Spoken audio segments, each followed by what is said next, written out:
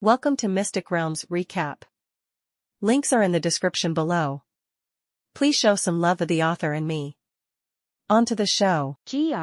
Lothar felt the growing pressure on his body. It was a disgusting feeling of sinking into mire. As he growled, the ring of gold flames around his body became more blinding, as though it had the capability to turn the throne of darkness into ashes. The rage of the flame dragon gave Lin Li immense pressure as well. The throne of darkness trembled uncontrollably as Lothar growled. He felt as if the laws that made up the throne of darkness were cracking. The throne of darkness was in an extremely precarious predicament. It seemed like it would be destroyed before Lin Li could optimize his use of the abyssal force. Is this caused by the difference in power? Lin Li suddenly felt really helpless. He realized that although he had reached level 24, he was still 1,000 miles away from Lothar. However, Nifa, who had previously resigned himself to his fate, opened his eyes and stood with his injuries. Although he did not know what Lin Li intended to do, he knew that the Throne of Darkness would play a great part in Lin Li's plan.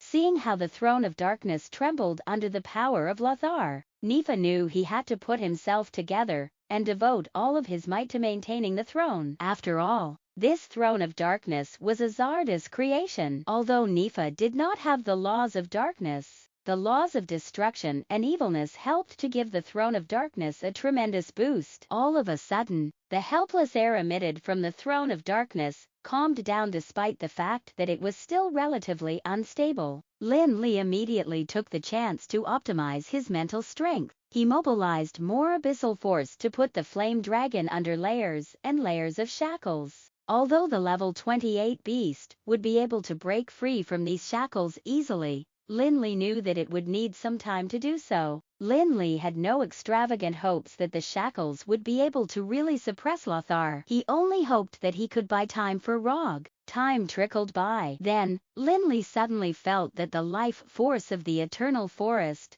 was building up really quickly. It got to a terrorizing force in the blink of an eye and seemed to have the power to break this space. At the same time, the massive life force entered the Throne of Darkness and rushed towards Lothar. The ring of gold flames around the flame dragon was instantly coated with a layer of green. Finally, Lothar's indifference vanished, replaced with panic. Lothar could feel that the irresistible life force that entered his body was suppressing his power tremendously. Lothar felt that he had fallen to level 27 all of a sudden. It did not stop. He felt that he had gotten down to level 26, and then to level 25. Lothar knew that he could not wait any further. He growled at Nifa furiously before he tore the space in the surroundings and plunged into it. Then, he was not to be found anymore. Did Lothar escape just like that? Lin Li sighed in relief as he watched the last bit of fire element disappear where he last saw the flame dragon. He rejoiced secretly. This ancient flame dragon could really afford to put his grudges down. It was no wonder why he had survived the war during the prehistoric era. If he had gone all out before his energy was completely sealed, he would have been able to get rid of his enemies successfully. With Lothar's departure, the lush forest also started to wither at a rate visible to the naked eye.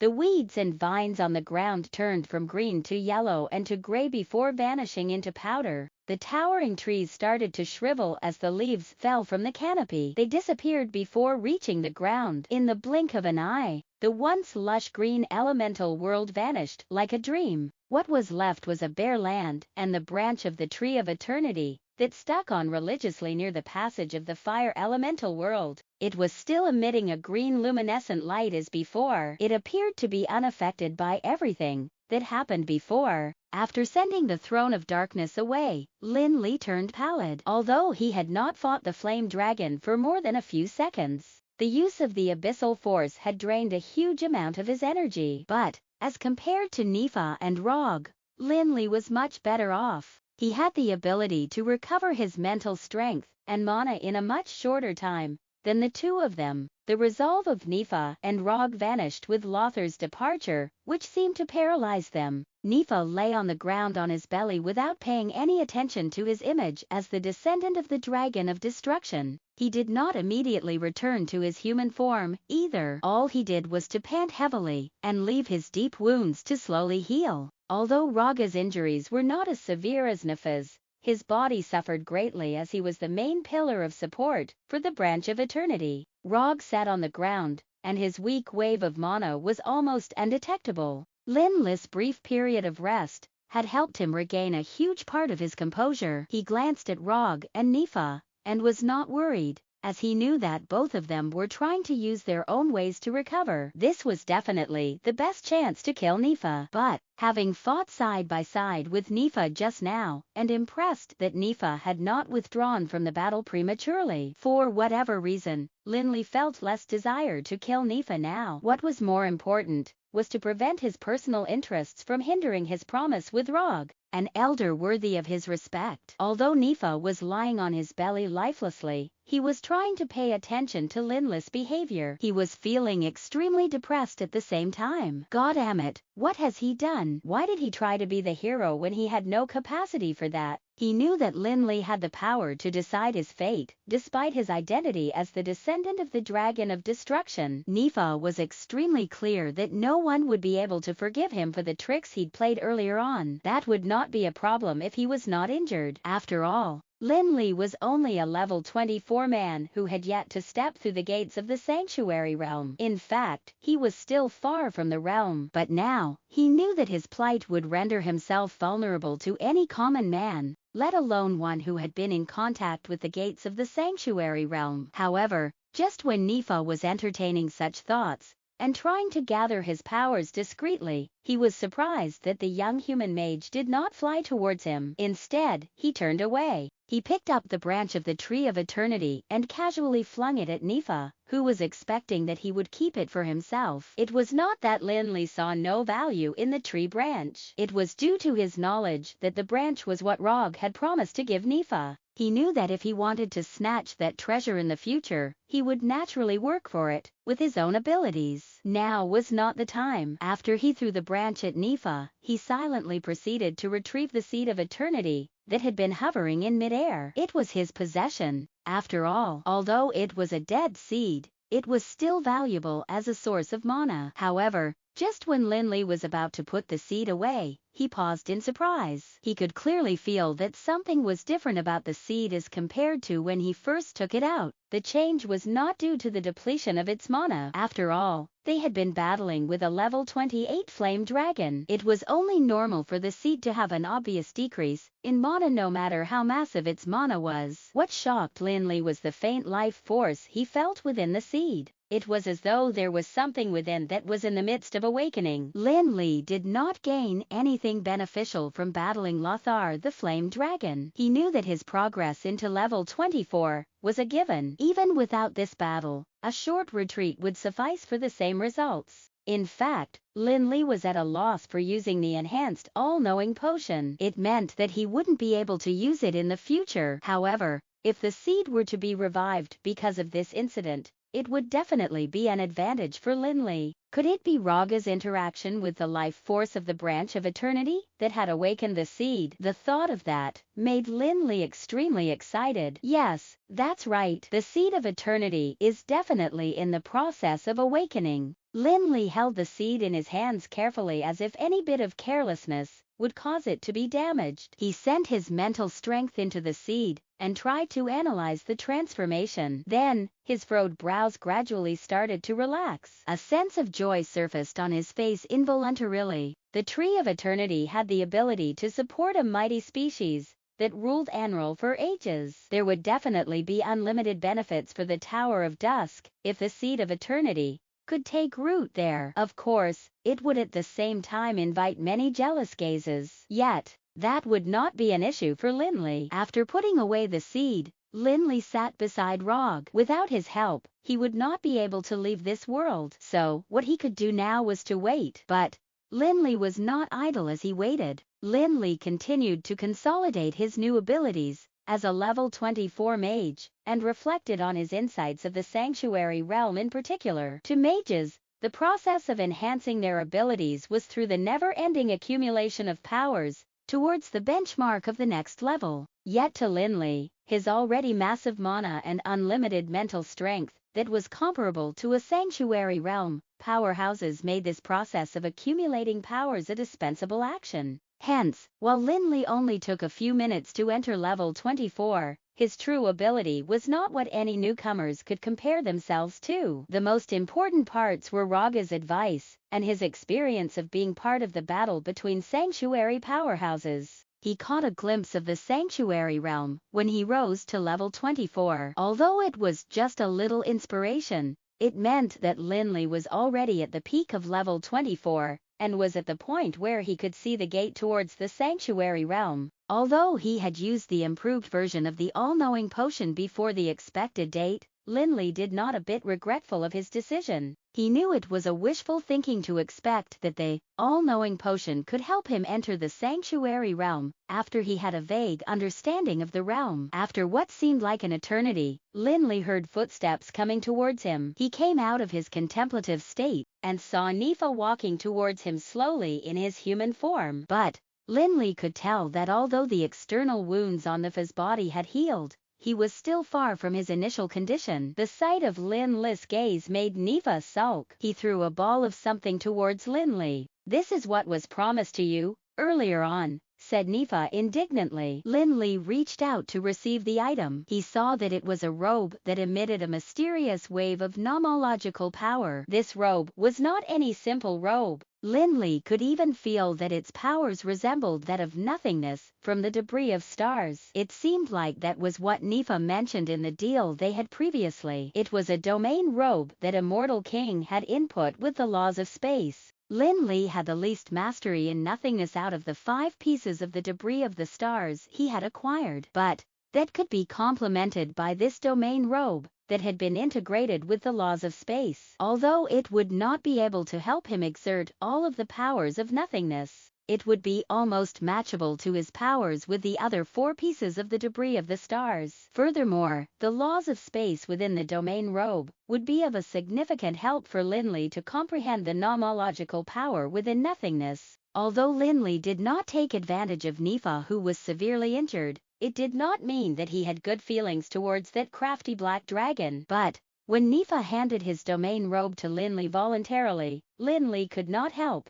but shift his preconceived judgment of Nifa by a little. After all, the situation now did not matter to the deal they'd wanted to make anymore. After handing the domain robe to Lin Li, Nifa gazed at Rog, who was in the process of recovery. He sat down and said to Lin Li, "Having trapped here by Garesco for over 1,000 years made me think that I will be enemies with all humans. I wouldn't have thought that we would be comrades against my own kind. But you impressed me with your performance for your age. If I am not wrong, I sensed the abyssal force earlier on. I know that that is used by the ancient deities." What was the situation, then? I suppose for his powers, Garesco did not have to use any deception to seal you here. I heard that when you were defeated by Garesco, it was Tutankhamun who pleaded with him to spare your life. Lin Li responded without continuing the topic about the abyssal force. He was only curious and did not intend to expose Nifa's emotional wounds. He knew that Nifa would not weave a weak lie in front of Rog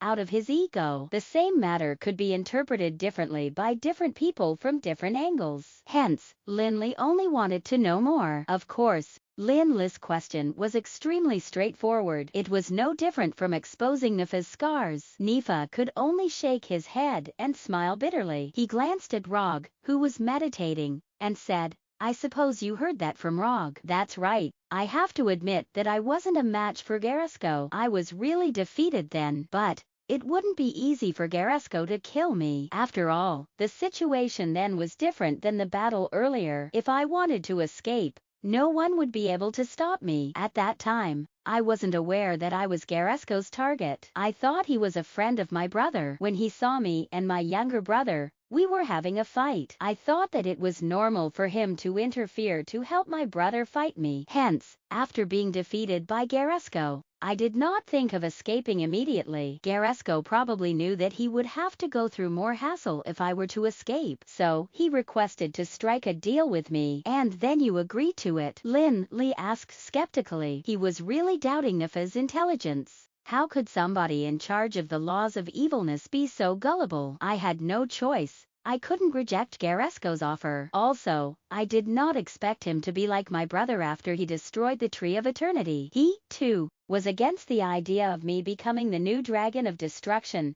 Nifa said with a slight sense of indignation. He was still unable to accept how there could be such a powerful human, the species he deemed as vulnerable and weak. He was unable to accept his inability to reach the peak despite being the descendant of the Dragon of Destruction. What was the offer that hindered your ability to reason logically? Lin Li inquired curiously. He said that there was a huge crack in the Night Canyon that needed a powerhouse in the sanctuary realm to suppress the violent energy. As long as I promised to help with that, he would tell me more information related to the Dragon of Destruction, especially the truth of the battle that happened between the Dragon of Destruction and Immortal King, said Nifa as he glanced at Rog unhappily. It was obvious that Rog had used the same tactic to implicate him. Nifa could only feel indignant that he fell for the same trick twice despite being the master of the laws of evilness. He couldn't help but acknowledge that his weakness made him really prone to such exploitation. Although he knew that it was impossible, that didn't stop him from trying it out just for his dream. Now that they had overcome the crisis, Nifa only hoped that Raga's knowledge would be beneficial to himself. I don't get it. Does this really matter to you? Don't you already know the key information about the Dragon of Destruction? Lin Li asked curiously after hearing Nifa's complaint. Was knowledge of the battle that had happened between the Dragon of Destruction and Immortal King really important for Nifa? Imagine if there is someone who forbids you from progressing into the sanctuary realm, and he even threatens that he will kill you if you do. Do you proceed with the advancement knowing that you wouldn't be his match? Or would you want to clarify his reasons before doing anything? Before being tricked by Garesco to come to this place, I only wanted to know how to deal with my younger brother. I wanted to know Immortal King's intention behind setting my brother against me. After wrestling with Garesco, I finally understood that becoming the Dragon of Destruction would not be as easy as what I previously imagined it to be. In fact, Nifa had already known how to become the new Dragon of Destruction very long ago. There was a high chance that Azardus remains guarded by his younger brother Tutankhamun would play a crucial role in helping himself become the Dragon of Destruction. But, as Nifa got the answer to this question, new questions arose. According to what was already known, Immortal King killed the Dragon of Destruction as he wanted to destroy the Tree of Eternity. But Nifa was not entirely convinced this was true. It would be more reasonable to say that Tutankhamun was employed by Immortal King to guard the remains of the Dragon of Destruction to protect the Tree of Eternity. Nifa just could not understand why Garesco, the man who destroyed the Tree of Eternity, would want to prevent the rise of the new Dragon of Destruction. If Nifa could not solve this mystery, he would not dare to take the next step even if the remains of the Dragon of Destruction were laid before him. Hence, the battle that ended the life of the former Dragon of Destruction was of great importance to him. He felt that understanding the battle would help him know the true motives of the Immortal King. That would help him make a more informed decision on what to do next. Although Lin Li did not really like Nifa, he could not help but feel sympathetic towards Nifa's fate. His desire to become the Dragon of Destruction was met with resistance from Immortal King and Garesco, the two deity-like powerhouses of Anral. That was akin to cutting off the possibility for Nifa to progress further. This might mean nothing to a normal man, but to somebody with great ambitions, it was definitely the greatest tragedy. I see. Seems like that is really of great importance to you. It was no wonder that it got you fooled. But haven't you considered the date of Garesco's birth, and that of the fall of the Dragon of Destruction? Do you believe that he would know the details of the battle that had no other witness? Asked Lin Li. He was certain that Nifa would have thought of this issue. Nifa's persistence got him curious. At the start, I definitely did not believe him, but he did the same thing as old Rog. He revealed minute information about that battle. Although it was not any crucial one, It was a proof of his knowledge, said Nifa as he turned to look at Rog. The thought of his desperate encounter with the flame dragon, Lothar, made him indignant again. Old Rog, you have been resting for such a long time. I guess your injuries are no big deal now. Do not forget that I was at the front line with Lothar just now. It is time to reveal what you know about that battle. I did not expect that you'd be on my side then. That wasn't the Nifa I knew, continued Rog with his eyes closed. Although his tone was riddled with sarcasm, it did not seem like it was out of bad intention. Frankly speaking, Rog had been astonished when he had seen the huge dragon body before him. Although it was partly because of the deal between the both of them, Rog felt that there had to be other reasons that had motivated Nifa's decision. They had been enemies for over 1,000 years, and Rog was aware of the catastrophe Nifa brought for the Darkness Shrine while he was asleep. Yet, Rog could not help but gain a refreshed perspective of Nifa after they fought the flame dragon, Lothar, alongside each other. HMPH, your life wouldn't matter to me if not for the information you know about the battle, said Nifa straightforwardly. I know that, but I am still curious why you have so much trust in me. What if Garesco is my only source of knowledge? Rog asked sarcastically as he opened his eyes. Rog had overheard the conversation between Nifa and Lin Li. He had been extremely surprised when he heard what Nifa said about Garesco's awareness of that battle, but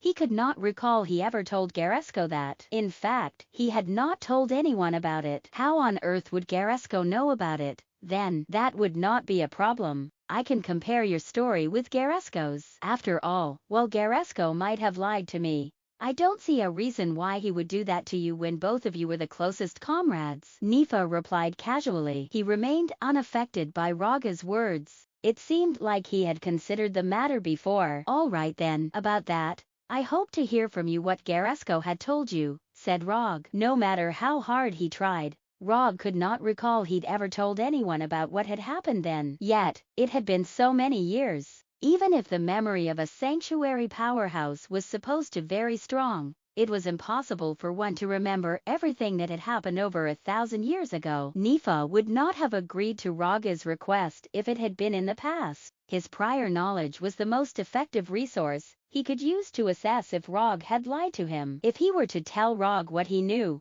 Rog could very well exploit this information and build lies on it. When that happened, he could only allow himself to be fooled. The experience of battling alongside Rog helped Nifa be more trusting towards Rog. Although he would not want to admit that it was a relationship between comrades, he managed to let go of his worries after a short hesitation and reveal his knowledge to Rog. I remembered that Garesco first talked about the location of that battle. Some said that the Dragon of Destruction had suddenly come to the Tree of Eternity. Others said the Immortal King had intruded the Dragon of Destruction's lair. However, according to Garesco, the real location of that battle was in the air above Roddenmo, the northernmost part of the Breezy Plains. Judging from the location of the battle, Rog knew that this piece of information that Nifa had heard from Garesco was unlikely to be fake. That earth-shattering battle, which he had witnessed indeed occurred at Roddenmo. However, Rog was uncertain whether Garesco had revealed this piece of information unknowingly. The Dragon of Destruction and the Immortal King arrived at the skies of Roddenmo as promised. They first had a short discussion, or rather negotiation. However,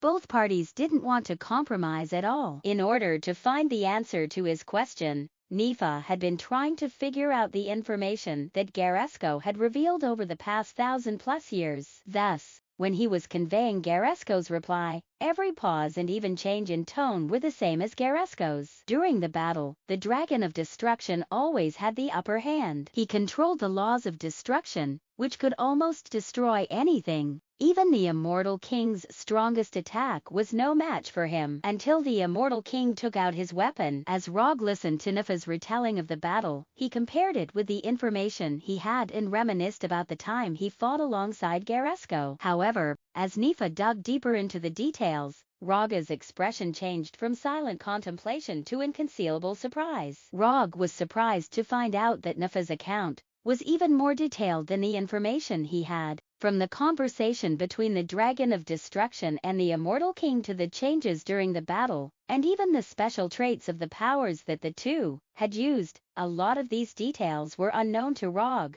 who had witnessed the battle. How is this possible? Rog couldn't believe his ears. Did Garesco tell Nifa all this? How did Garesco know so much more about the battle than I do? After all, I've seen the battle with my own eyes. Rog was now certain that the information Garesco knew about the battle wasn't heard from him. Rog suddenly felt that he didn't quite understand Garesco at all, even though they had been through many battles together. If the information Garesco had wasn't from Rog himself, then where did he get his information from? After all, Garesco wasn't even born when the battle between the Dragon of Destruction and the Immortal King occurred. When he was born, even the Immortal King had already disappeared. Could it be that Garesco had gotten some kind of diary left behind by the Immortal King? However, a diary couldn't record the battle in such detail. It was as if he had seen the battle with the Spastime beacon spell. What kind of link was there between Garesco and the Immortal King? These two seemingly unrelated people. Compared to Raga's surprise, Lin Li looked much more composed. Although he was listening to an earth-shaking battle's description, Nifa's narration was just too dull. For Lin Li, the battle between the Dragon of Destruction and the Immortal King was not even as exciting as the one between Garesco and the evil-eyed tyrant, which he had watched through the Spastime beacon spell. Moreover, Lin Li didn't hear much useful information about the Stars of Fury in Nifa's narration. Although he had anticipated this, he couldn't help feeling rather disappointed. After all, he already possessed 5 pieces of the debris of the stars now, and was clear about where the other 2 pieces were. However, he had no clue where the Stars of Fury was. Although the Stars of Fury's power might not be as great as the 7 pieces of debris of the star's power, it was the optimal weapon for the debris of the stars to release their greatest power. This quality was definitely more important than any other. Back at Osric's mausoleum, Lin Li had thought that the Stars of Fury was in Osric's hands. However, when that perfect body had appeared,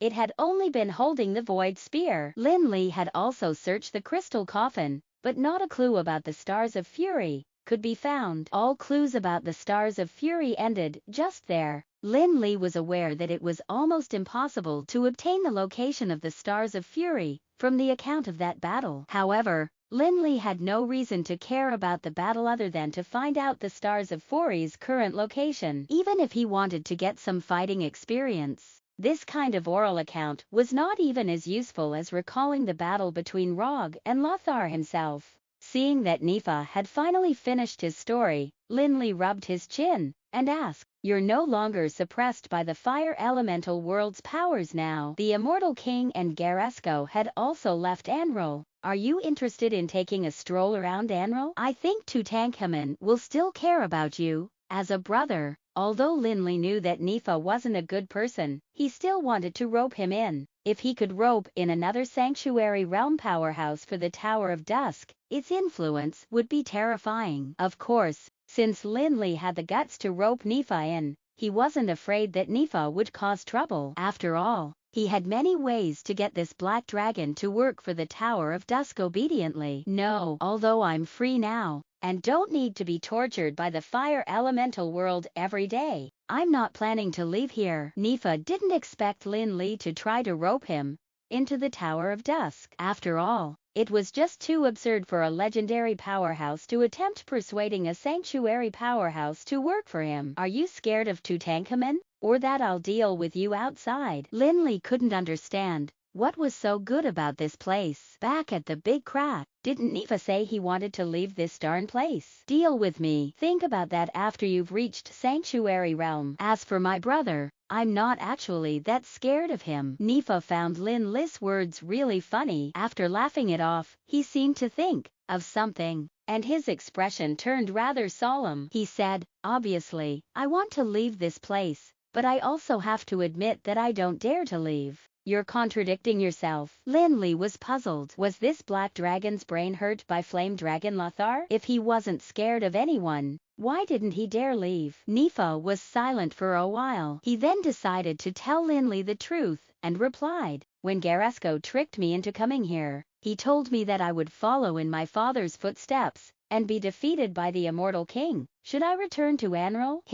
You must be kidding? Lin Li was shocked. But while he said so, he knew that someone like Garesco wouldn't say anything easily. Every word of his was meaningful. Nifa said that Garesco had tricked him into coming here, but if all the things were laid on the table, Garesco hadn't told Nifa a single lie. For example, wanting Nifa to suppress the volcano, telling him about the battle. I don't want to believe it, either. However, Garesco was already at the peak of Sanctuary Realm, and was one step away from turning divine when he told me this. You should know that powerhouses like him cannot be judged with mortal standards. Although his warning sounds rather absurd, what we deem as absurd is often the horrible truth, Nifa commented with some sadness. What seal? What Tutankhamun's promise? All of those were nothing compared to the effect of Garesco's words. With just this sentence alone, Nifa had to stay here, even without any other restriction. Although Lin Li hadn't even reached Sanctuary Realm, and was far from becoming a god,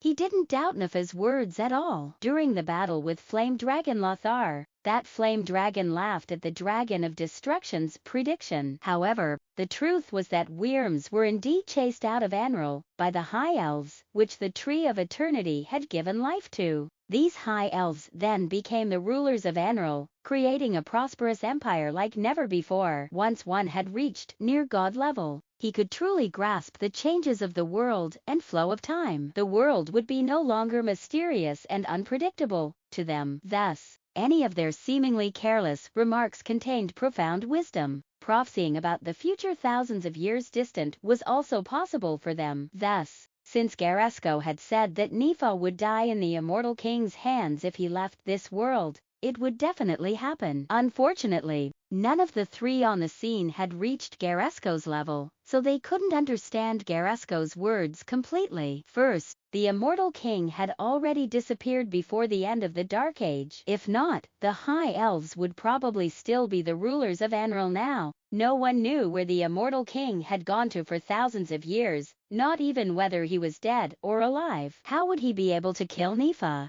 Now I know why you're so insistent on knowing the truth about that battle. It's like a sword of Damocles hanging over your head. Lin Li's voice trembled. He couldn't help sympathizing with Nifa. The immortal king was too cruel. What had the Dragon of Destruction done to anger the immortal king that it wasn't enough for him to kill the Dragon of Destruction, but that he had to ban the Dragon of Destruction's descendant from ever stepping into Anral? Old Rog, let's talk about you. Do you have anything to add? Nifa looked at Rog, his eyes shining with silent anticipation. I don't know where Garesco had gotten his information from, but I need to tell you that his information is probably more complete and detailed than what I know. However, since I've promised, I'll tell you what I've seen. I can't promise that the information will be useful to you. Rog shook his head gently and stopped thinking about Garesco. His eyes shone with nostalgia, and he started recounting that earth-shaking battle in his memory. During the battle at the end of the Dark Age,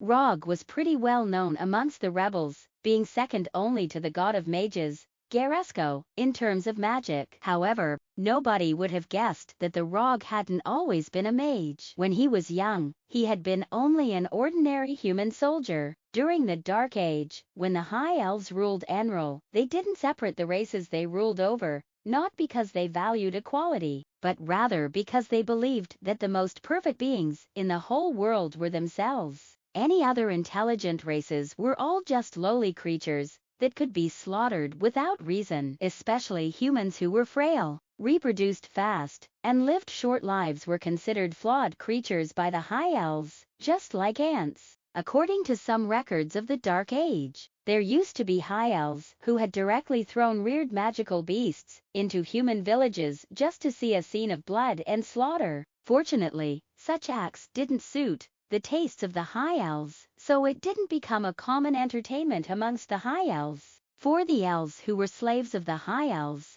they could elevate their status to a certain extent through their contributions. For example, the Helios family did just that. However, for human powerhouses, be it the mages or warriors, none of them could get to the position they deserved with their abilities. Most of them ended up being thrown into the Tower of Death by the High Elves after being caught, where they had to fight with countless magical beasts all day for the High Elves' pleasure till their death. No one had ever escaped from the Tower of Death. Although the High Elves ruled the entire continent, that didn't mean Anril entered a peaceful era. The only difference was that the reason for wars was different. Instead of clashes between kingdoms due conflicts of interests, the wars happened because the High Elves were playing a kind of chess game. Thus, one of the important uses of human soldiers was to be used as pawns for these High Elves to play their game. The young Rog was one of these lowly soldiers, who knew neither battle skills nor magic in that era. These soldiers were the most suitable ones to be the pawns, as they wouldn't affect the High Elves displaying their chess skills. However, Rog wasn't a pawn. He did a job that was even more lowly than being a pawn. He was a sentinel. The role of a sentinel was just to stand sentry, and he didn't need to fight like those pawns. This might seem like a rather good job, but it also depended on the location. The sentry post which Rog was based at was located in the northernmost part of the Breezy Plains. After one crossed this sentry post, he would enter Roddenmo, where snow fell all year long. This place, which was previously known as the Land of Ice, now belonged to Dwarf Kingdom. Although the dwarves lived a rather good life in Roddenmo now, the Roddenmo then hadn't been a place where humans would have set foot in easily. During the time when Rog had been a sentinel there, Roddenmo had been an infamous danger zone in Anril. Even a legendary powerhouse wouldn't have dared to enter Roddenmo alone.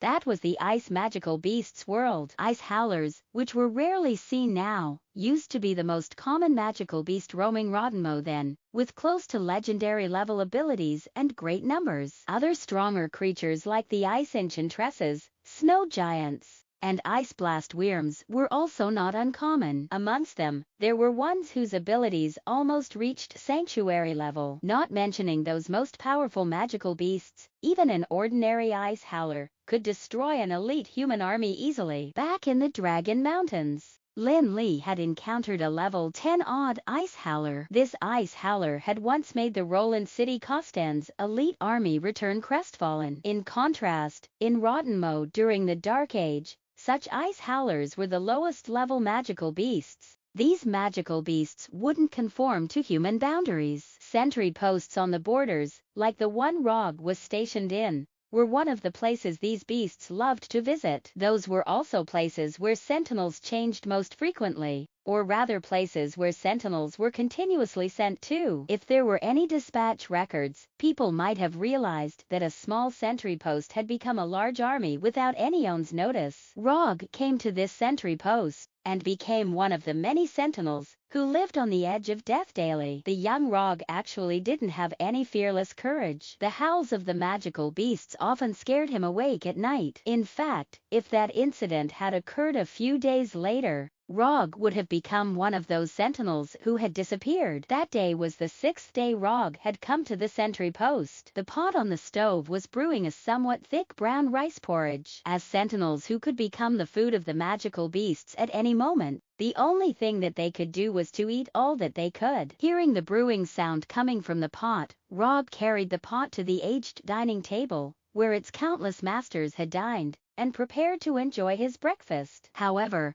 a sudden violent shock came from under. Rog couldn't balance himself, and the whole pot of porridge fell onto the ground. However, this wasn't the time for Rog to care about his breakfast now. This abnormality couldn't be caused by one or two magical beasts. This shock reminded him of the horrendous black current in the legends. Rog waited until the shock calmed down a little before he climbed up from the ground and walked out of the house cautiously. The sentry post was built on high ground. While having a vast field of vision, it offered no room for people to hide or escape. This was so that the sentinels wouldn't run away. After seeing the outside, Rog heaved a sigh of relief. He didn't see the legendary black current. However, a heaven-shaking dragon roar made Rog almost collapse onto the ground. He was only an ordinary human then. It was already remarkable that he wasn't scared to his death by that dragon's roar. When Rog looked over toward the source of the roar, what he saw in the sky of Roddenmo, opposite the sentry post, was something he could never forget. Thick clouds rode across the sky, so thick that they seemed about to drop to the ground at any moment. Among these thick clouds was a gigantic black worm, flapping its membranous wings large enough to envelop a city. It was like a god towering over the world, making people want to worship it uncontrollably. Rog only knew that the black worm in the sky was definitely more powerful than any worm in the myths, as its body was larger than the ones mentioned in the most exaggerated legend. As an ordinary human then, Rog could only judge the ability of a worm from its body size. Rog hid in the room at his sentry post nervously. Although he knew that this room couldn't offer him any protection, he still felt safer here. Just as Rog was letting his thoughts run wild, trying to guess the reason for the appearance of this black dragon, he saw that the thick clouds in the sky parted as if they were sliced through by a sharp sword. A shadow instantaneously appeared in front of the black dragon. Judging from the shadow's size and height, Rog guessed that this could be a powerhouse of the High Elves. The black dragon and the High Elf exchanged a few blows in the sky. Then, they seemed to be talking about something, but the contents of their conversation weren't what Rog could know. After that, the negotiations seemed to be unsuccessful. The black dragon let out a roar, and the surrounding thick clouds were dispersed. That high elf didn't seem to escape. Although he retreated a little, he immediately started to release horrifyingly powerful magic. The Rog then hadn't even seen any real mage before. He had only heard about magic from folktales, that when magic hit a person with a bam, the person would disappear. He looked up to see the intense battle happening in the sky, only feeling his heartbeat accelerating. As for what magic each of them used, that wasn't something Rog could understand. At that moment, the sky was filled with the worm's roars and the sounds of magic explosions. Gusts of powerful energy were continuously unleashed. The whole area shook under such forces, as if the sky was going to be split into halves. The little room Rog was hiding in also released screeching sounds,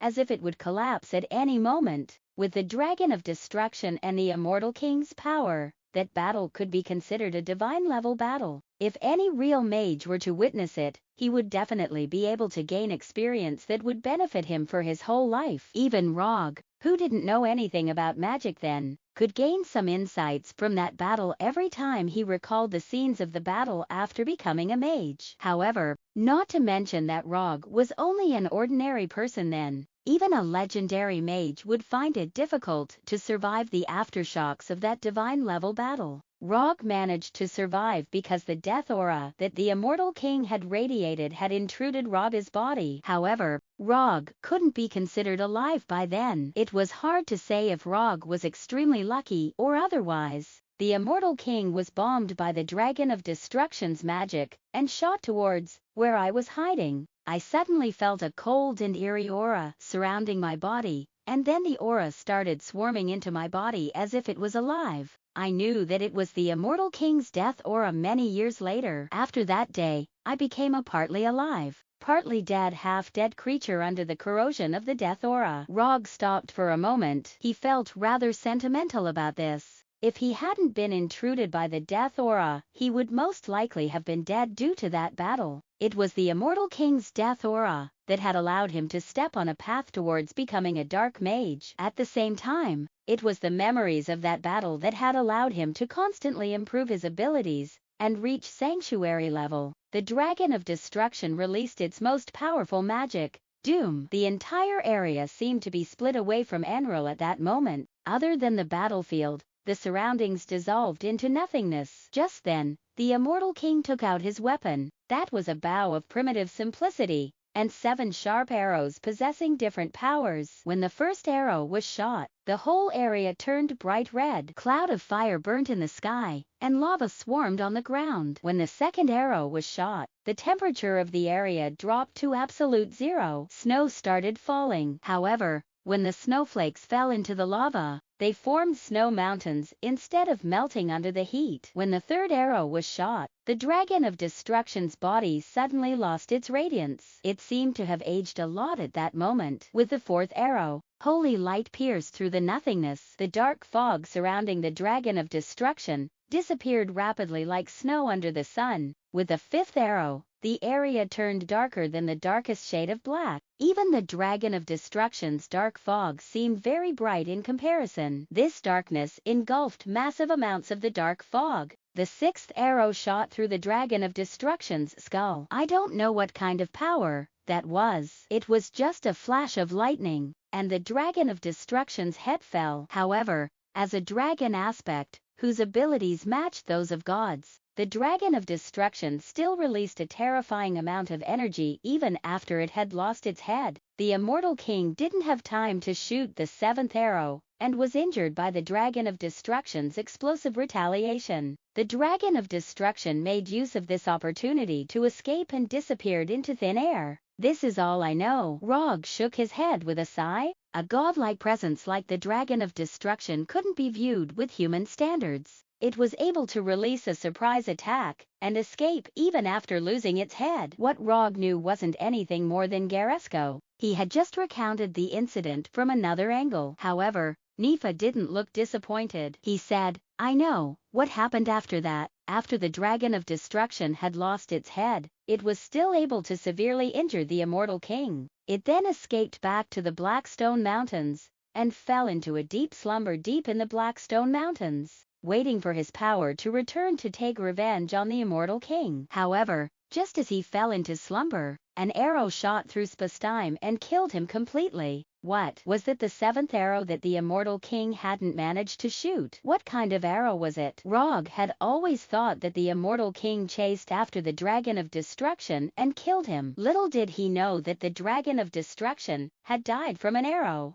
Roddenmo was in the northernmost part of the Breezy Plains, while the Blackstone Mountains were probably half a continent away. What kind of power did that arrow possess to be able to penetrate through the depths of the Blackstone Mountains and kill the Dragon of Destruction? That arrow seemed as if it didn't belong to this world. It seemed to be able to pierce through all restrictions of the world. Although the Dragon of Destruction had lost its head and used up a great amount of energy to retaliate and escape, it still possessed energy that was at the peak of this world. However, he wasn't able to react at all when that arrow was shot. It was as if the arrow was already at his most vulnerable point. While Nifa described that arrow, even he couldn't imagine what kind of arrow it was. Everyone was silent at that moment. Be it Nifa or Rog, everyone seemed to have fallen into contemplation, imagining what the Immortal King's last arrow looked like. Ahem. Lin Li coughed slightly to break the silence. He asked Nifa, do you mean that the skeleton that Tutankhamun is guarding in the Blackstone Mountains is a complete one? Or rather, it's the skeleton of the Dragon of Destruction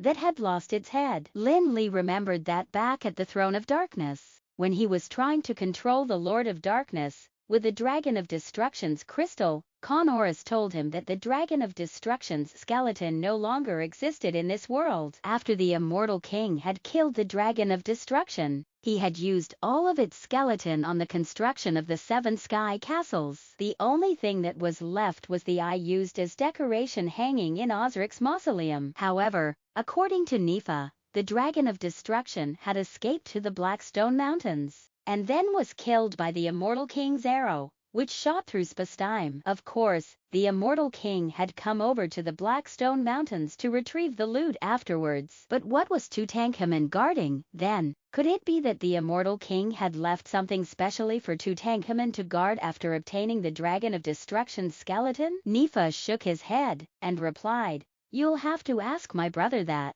I didn't have any chance to see the Dragon of Destruction's skeleton under Tutankhamun's guard, so I don't know what exactly it looks like. Oh. Lin Li nodded and turned to Rog. You've seen the Immortal King shoot down the Dragon of Destruction's head. What happened to the head after? I only remembered that the Dragon of Destruction's head fell in the direction of the Breezy Plains, Rog replied after some recollection. Lin Li rubbed his chin. Given that so many years had passed, it was impossible to find the Dragon of Destruction's head, even if he knew its exact location now. As for the Dragon of Destruction's skeleton, he didn't have much chance, since Tutankhamun was guarding it. However, all these didn't matter anymore. After all, there was a complete dragon skeleton lying in his ring now. After talking about the divine battle, Lin Li saw that Rog was looking better than before. He didn't want to lose this chance, and used this opportunity to ask Rog about some thoughts and questions he had after ascending to level 24. If not for Rog's advice,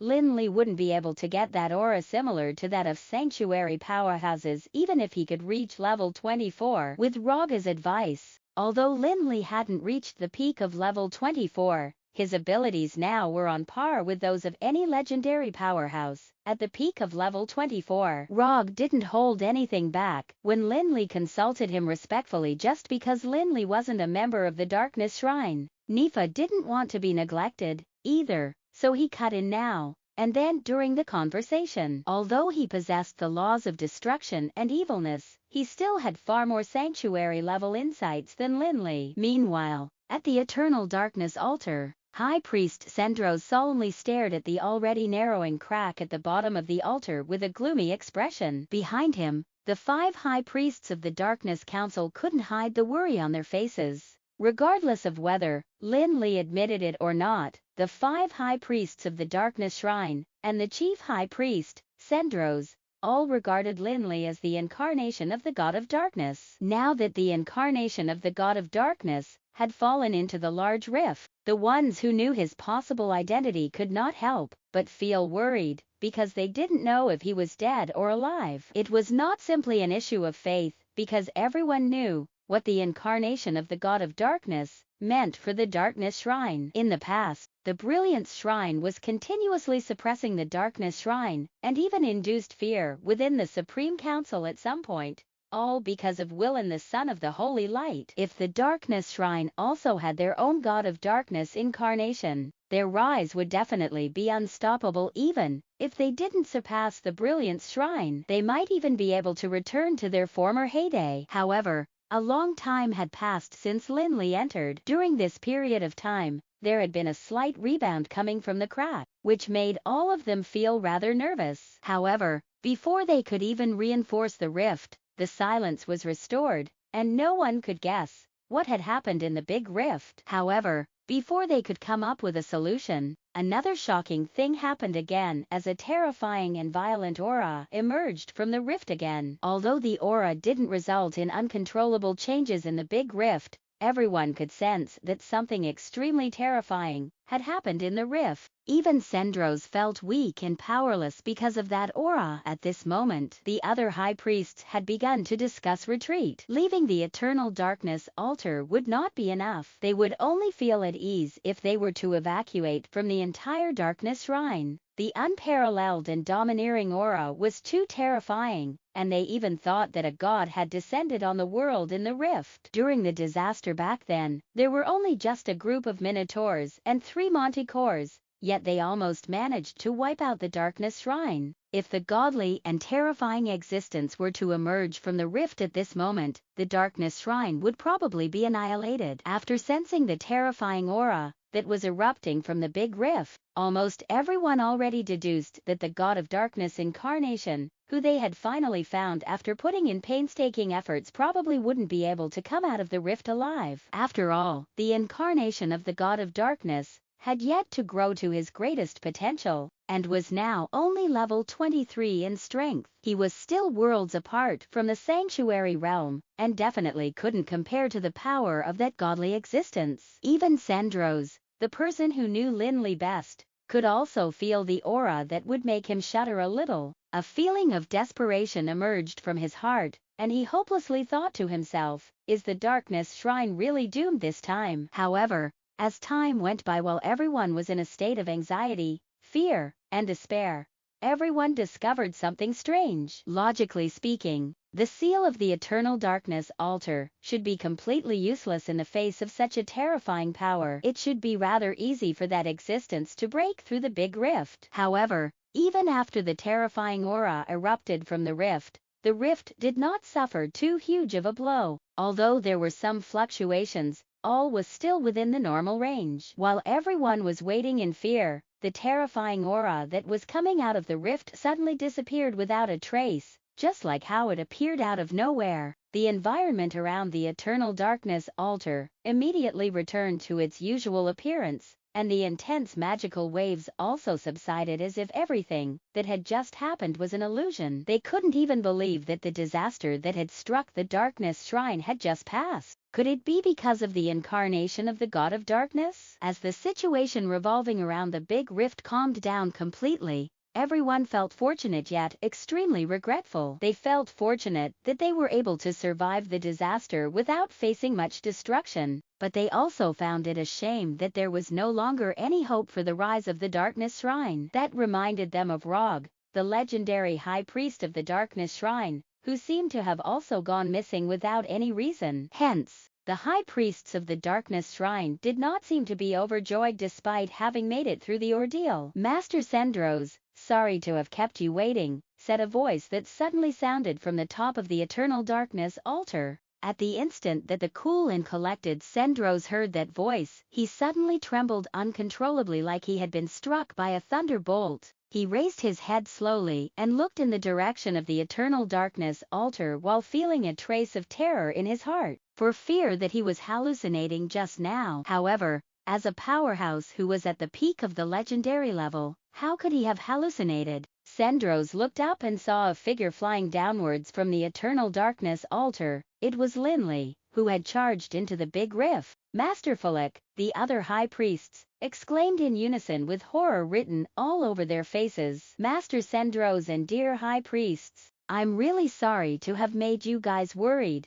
Lin Li said with a faint smile on his face as he landed in front of everyone gently. Masterfully, why have you come up from above? The several high priests initially wanted to ask if Lin Li was alright, but they looked at Lin Li and realized that he didn't seem to have experienced a tough battle. Instead, he seemed to have just gone in for a swim. Ah, there is a little problem, Lin Li said as he emerged from the Eternal Darkness altar. Of course, it was because of High Priest Rog. However, he thought about the instructions given to him by Rog previously, and thus only answered perfunctorily without explaining much. Seeing that Lin Li had returned unharmed, everyone didn't know how to express their inner emotions. To them, he was the incarnation of the god of darkness and the hope for the rise of the Darkness Shrine. They'd initially thought that they would lose all of that, but now that the disaster was over and the god of darkness incarnation had returned safely, they were all ecstatic. However, due to their special appearances, they looked rather strange when they were expressing their joy because they either looked like ghouls and skeletons or kept their faces hidden. Lin Li couldn't stand it anymore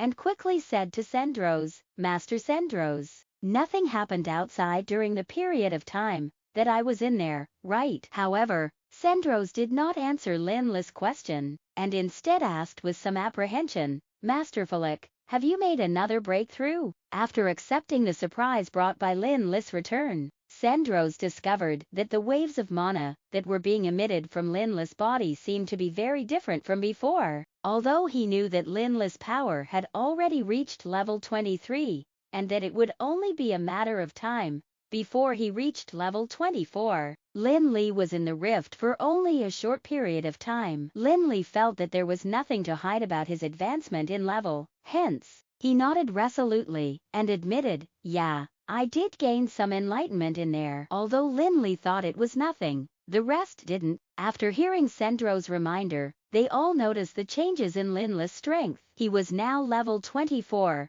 What did that mean? He was at the peak of the legendary realm and was about to reach the sanctuary realm soon. However, he was only in his early 20s. He was truly deserving of being the incarnation of the god of darkness. However, after getting Lin Li's confirmation, the shock and suspicion in Sendros' eyes did not diminish at all. Instead, they became even more intense, and he could not hide his horror at all. He continued to ask in a shaky voice, could it be that you have already seen that door? I saw a little bit of it, but it wasn't clear enough. I think it will take some time, Lin Li said with a nod. Knowing what Sendros was talking about, the 5 high priests gasped in shock unanimously after hearing Lin Li and Sendros' conversation. They couldn't suppress the whirlpool of emotions in their hearts, either. The so-called door was the name often used to describe the threshold between one level and another. For example, one could be said to have passed through the door of level 24. However,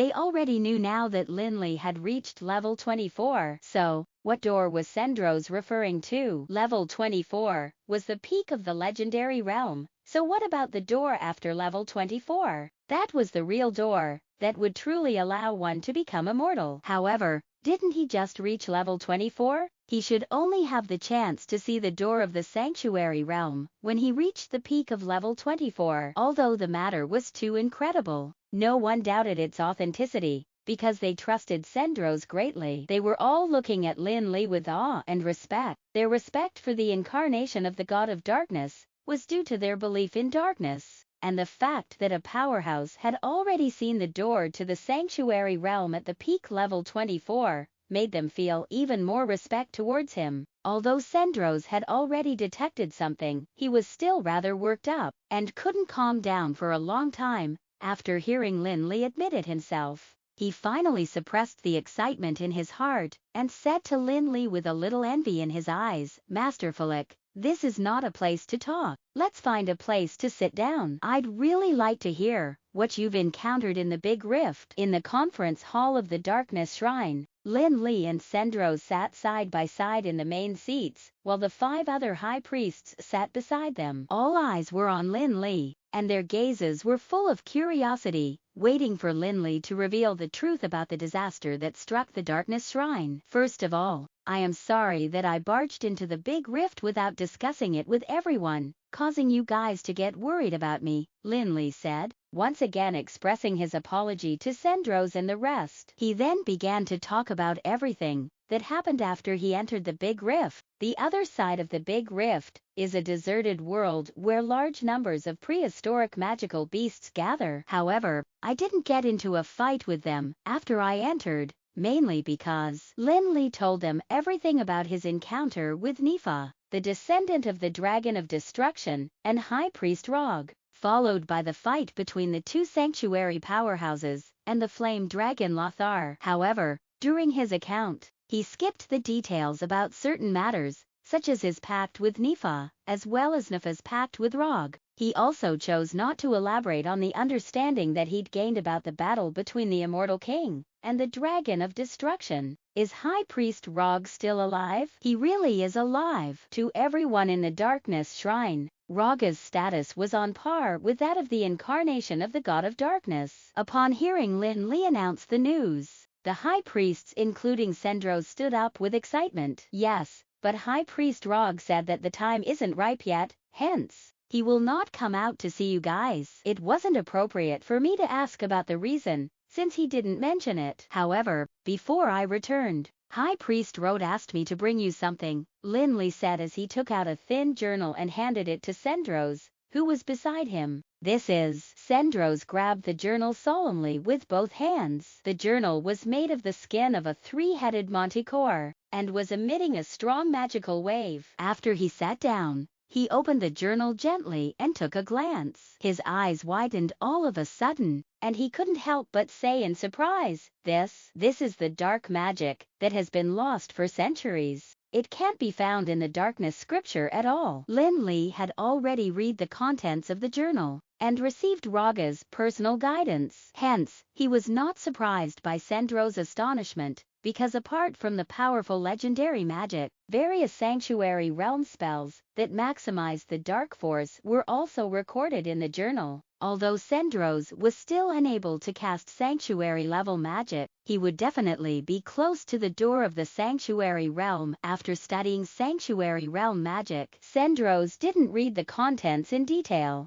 as every spell in the magic journal would take him a long time to read. It was obviously not the time to do so now. He carefully put away the magic journal and looked at Lin Li with a gaze that was full of gratitude. Lin Li had helped them resolve the crisis of the Darkness Shrine, confirmed that High Priest Rog was still alive, and even brought them such an important magic journal to the Darkness Shrine. It was a huge favor. After the conversation ended, the 5 high priests proceeded to perform their respective duties. After all, the Darkness Shrine had made some preparations to deal with the disaster but they were clearly unnecessary now. Although the big rift still existed, and they still didn't know if there would be such a disaster again in the future, they reckoned that there would be at least hundreds of years of peace in the darkness shrine with High Priest Rog around. Masterful, you can already see the door of the sanctuary realm. How confident are you in preparing the tribute of darkness? Actually, Sandros was quite embarrassed when he was asking that question. After all, Lin Li was the one who solved the problem for the darkness shrine this time. It did seem rather inappropriate for him to be asking for another favor before even returning the first.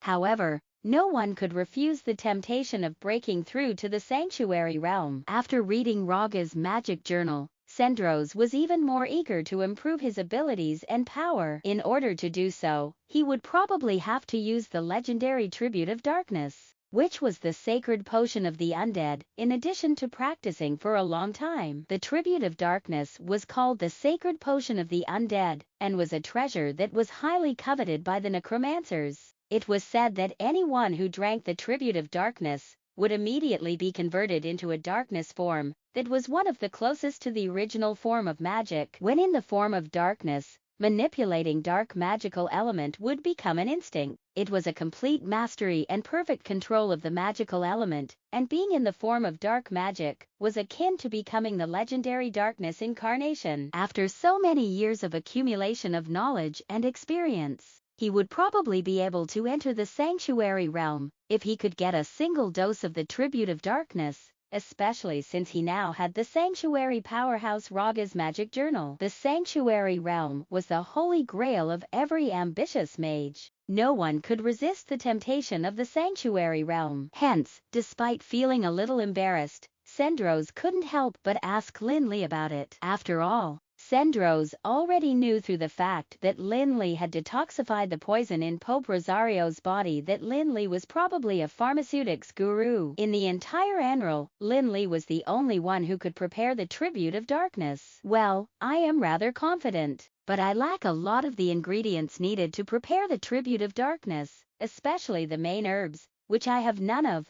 Lin Li answered after some hesitation. The preparation of the Tribute of Darkness was actually a deal that Lin Li had made a long time ago with Sandros, when he'd still been an archmage. Sandros had given the Heart of the Fallen from his collection to Lin Li, and helped him integrate the Heart of the Fallen into the soul fire of the humorous Wyrm on the condition that Lin Li would help him prepare a dose of the Tribute of Darkness once he was competent enough. At that time, Lin Li wanted to turn him down because he wasn't too confident about concocting the Tribute of Darkness. Even though he was a pharmaceutics guru, the Tribute of Darkness was the most difficult to prepare among all the guru-level potions. In the opinion of many pharmacists, one would have to reach the level of a divine smith in order to successfully concoct the Tribute of Darkness. However, after training for such a long time, Lin Li had definitely reached the peak of the guru level, even though he still hadn't broken through yet. This time, he had gotten a glimpse of sanctuary-level power. Although it would be wrong to apply a single concept to everything, his clear understanding of the nature of the power had also allowed him to advance greatly in terms of concocting potions. Hence, Lin Li could safely say that he was 70–80% confident that he could concoct the Tribute of Darkness. However,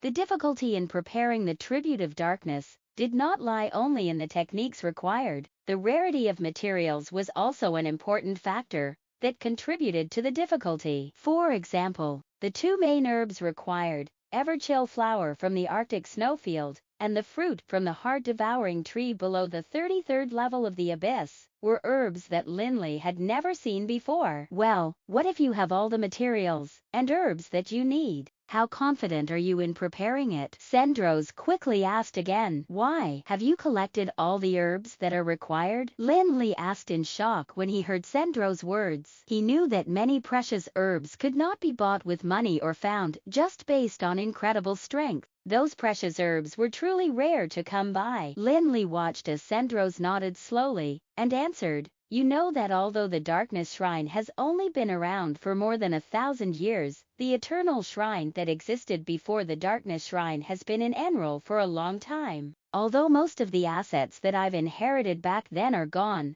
I still have the ability to get the herbs needed for the Tribute of Darkness. In fact, with Sendro's current strength and Raga's magic journal, it wouldn't be too difficult for him to step into the sanctuary realm even without the help of the Tribute of Darkness. The only thing he needed was time. However, through this incident, Sendros had a hunch that Enroll might soon lose its peace again, even though the dreaded catastrophe did not happen. Under such circumstances, entering the sanctuary realm sooner would be very necessary for him and the Darkness Shrine. However, I am only 80% sure. Unless there is room for failure, I suggest you wait a little longer if the materials are not sufficient, Lin Li said conservatively. He had no choice but to do so, as the value of the herbs required for the preparation of the Tribute of Darkness might be enough to purchase the entire Fallen Kingdom. If the concoction failed, the loss would be too great. After hearing Lin Li's words, Sendros could not help but hesitate for a while. He was a master of pharmaceutics himself, and had a deep understanding of the value of various herbs. He also knew how difficult it was to prepare the Tribute of Darkness. However,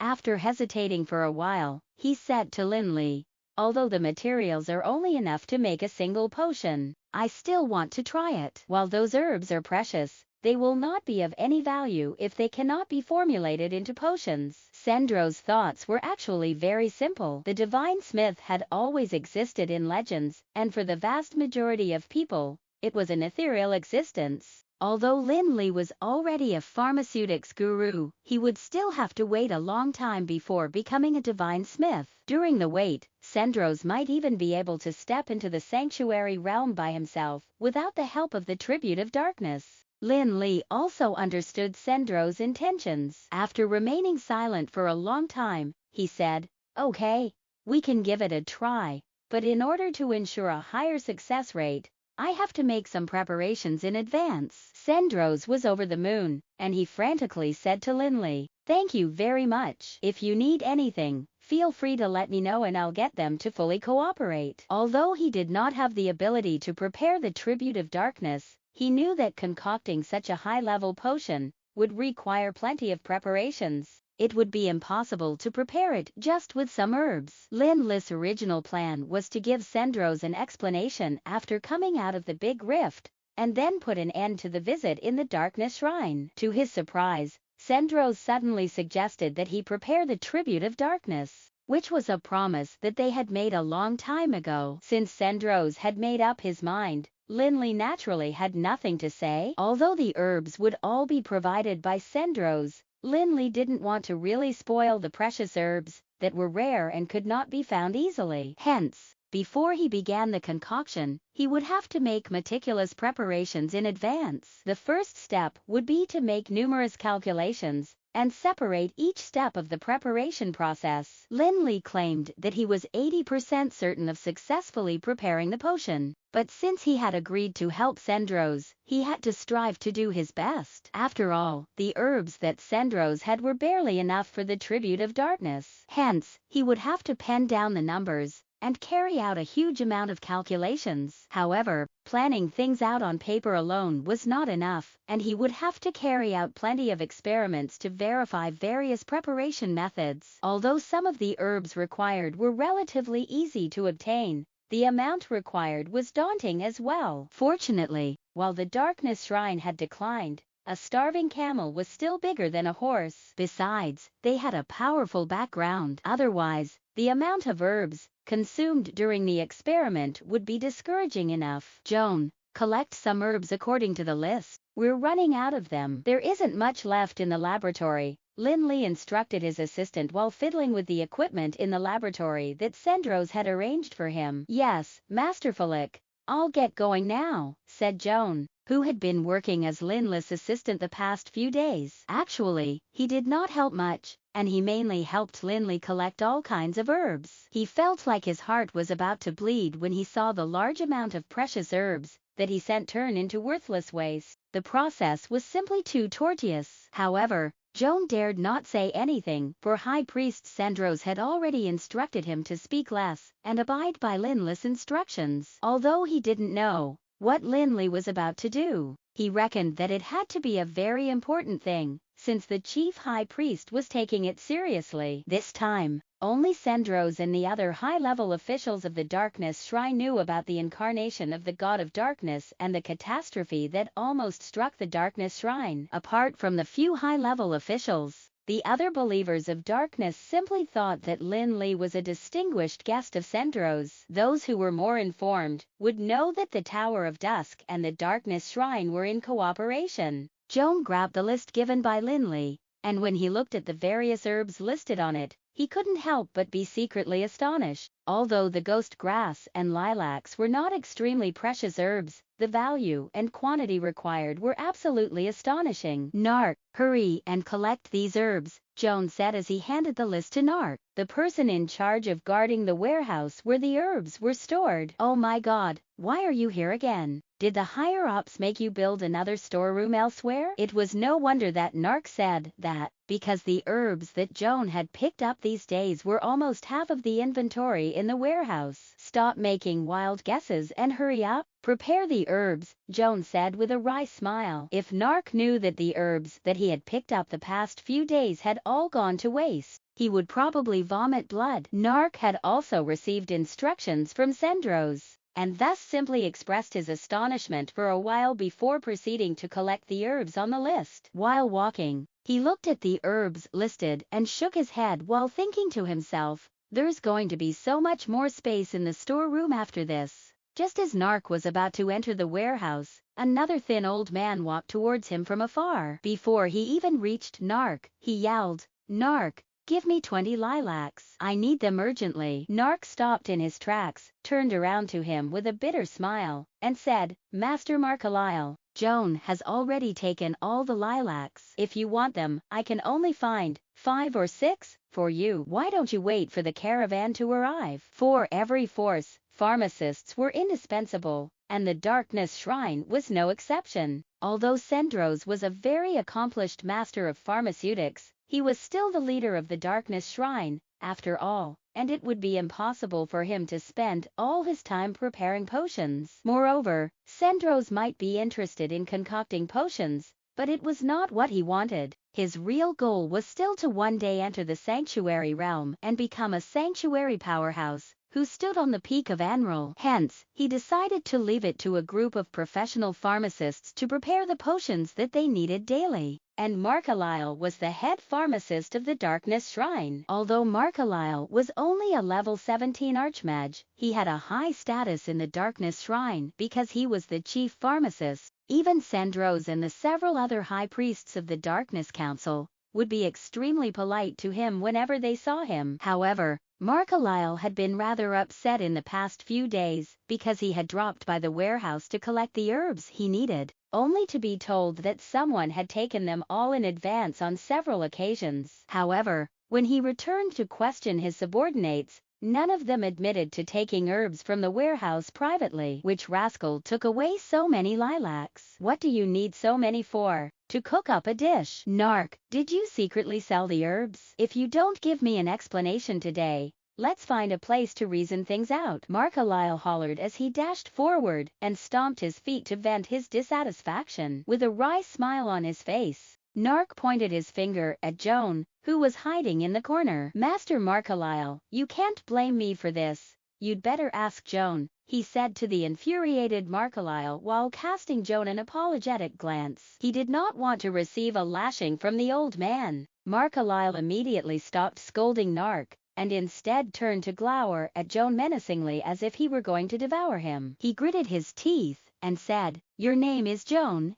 Why don't I remember seeing you in the Darkness Shrine? Have you eaten all those herbs?" "Ah, Master Markalile, you're mistaken. These herbs are not for me, but Master Fulik. Besides, High Priest Sandros has instructed us to prioritize Master Fulik's needs, so please wait for a while," Joan said while facing Markalile's intense gaze. Trying to explain, he couldn't help but retreat, and take a few steps back, though. Fulik, what Master Fulik? Sounds familiar, said Markalyle, who found Fulik's name familiar after carefully thinking about what Joan said just as he was about to continue reprimanding. Master Fulik is the president of the Tower of Dusk, as well as a pharmaceutics guru. High Priest Sendros admires him for his standards in pharmaceutics. This time, Master Fulik seems to be preparing a potion for High Priest Sendros, hence, the High Priest asked me to be his assistant, and I was told to place his needs before everything else. Joan frantically explained again. Oh, what a joke. What kind of potion would require so many herbs? The herbs you have taken the past few days would be enough for me to prepare 100 Shadow of Darkness potions. Markalyle barked after hearing Joanne's explanation and recalling who Lin Li was. However, his anger did not diminish. Instead, he walked towards Nark and snatched the list in his hand. After taking a look,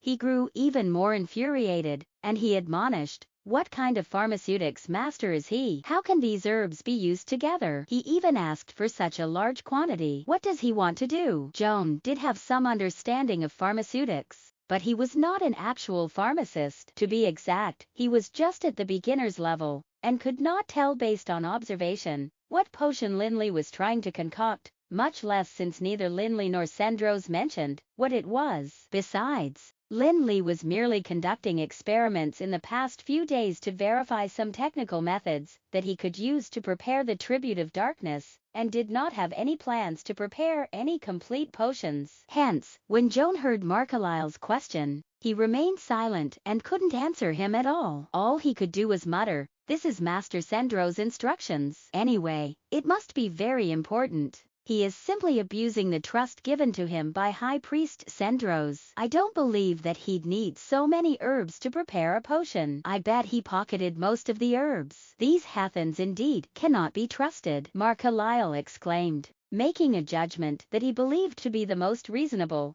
based on his experience as a pharmaceutics master. No, Master Fulik is not such a person," said Joan, who, of course, knew that Lin Li was not such a person, because he had personally seen a large amount of herbs getting turned into waste. That seemed to be worse than pocketing the herbs. However, HMPH, I bet you have something to do with this matter too. Take me to see Fulik and see how I expose his tricks in person," Markalyle said as he grabbed Joan without hesitation. In the quiet laboratory, Lin Li frowned slightly and took a seat at a random spot in front of the table, after which he began writing, and his pen made various noises on a piece of paper. Formulas were written all over sheets of paper, which were then cast aside. Lin Li paused, and the frown on his forehead eased up a little. Staring at the results of his calculations, a look of enlightenment formed on his face. Throwing the pen on the table, Lin Li suddenly stood up and walked towards the deck where he began to get busy again. After Lin Li handled the precious herbs using various methods, he turned them into glistening refined liquids that contained massive power, and arranged them neatly on the test tube rack. At this moment, the door of the laboratory suddenly opened, and Markalyle dragged Joan in from outside,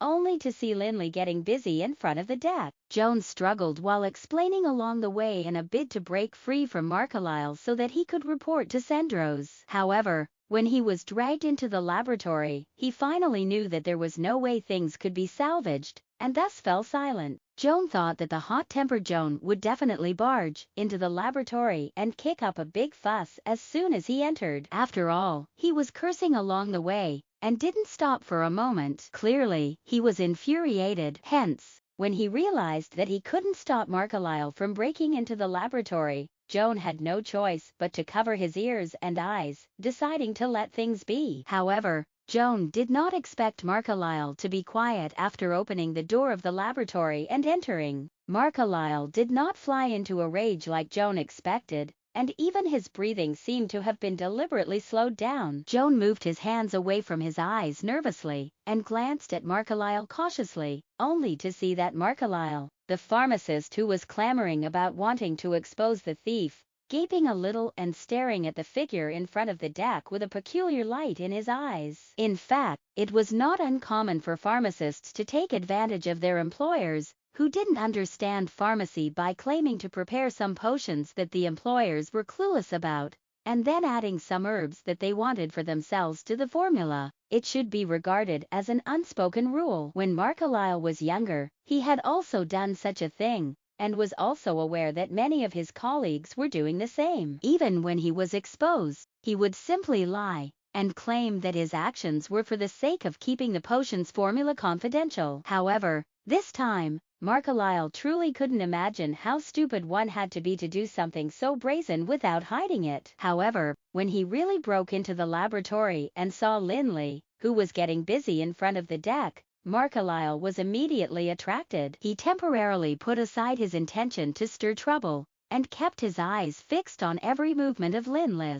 He couldn't help but sigh and think to himself, this Flick is indeed rather capable, but unfortunately, he's doing such shameful things. Since Carlyle could become the chief pharmacist of the Darkness Shrine, he was naturally quite accomplished in pharmaceutics. Watching Lin Li's fluid movements that were full of finesse, he was suddenly unwilling to step forth and interrupt him. Of course, Lin Li knew that someone had entered. Conducting the experiments wouldn't make him slip into a trance, but he simply didn't bother to pay attention to Carlyle, because he thought that no one in the Darkness Shrine would make things hard for him. He didn't pause in his movements at all. Stop, stop. Do you have a death wish? Just as Lin Li was about to finish his final step and pour the liquid from a test tube into the flask, Carlyle, who had been engrossed in watching Lin Li's fluid movements, suddenly sobered up and frantically summoned a magical shield, at the same time that he hollered angrily.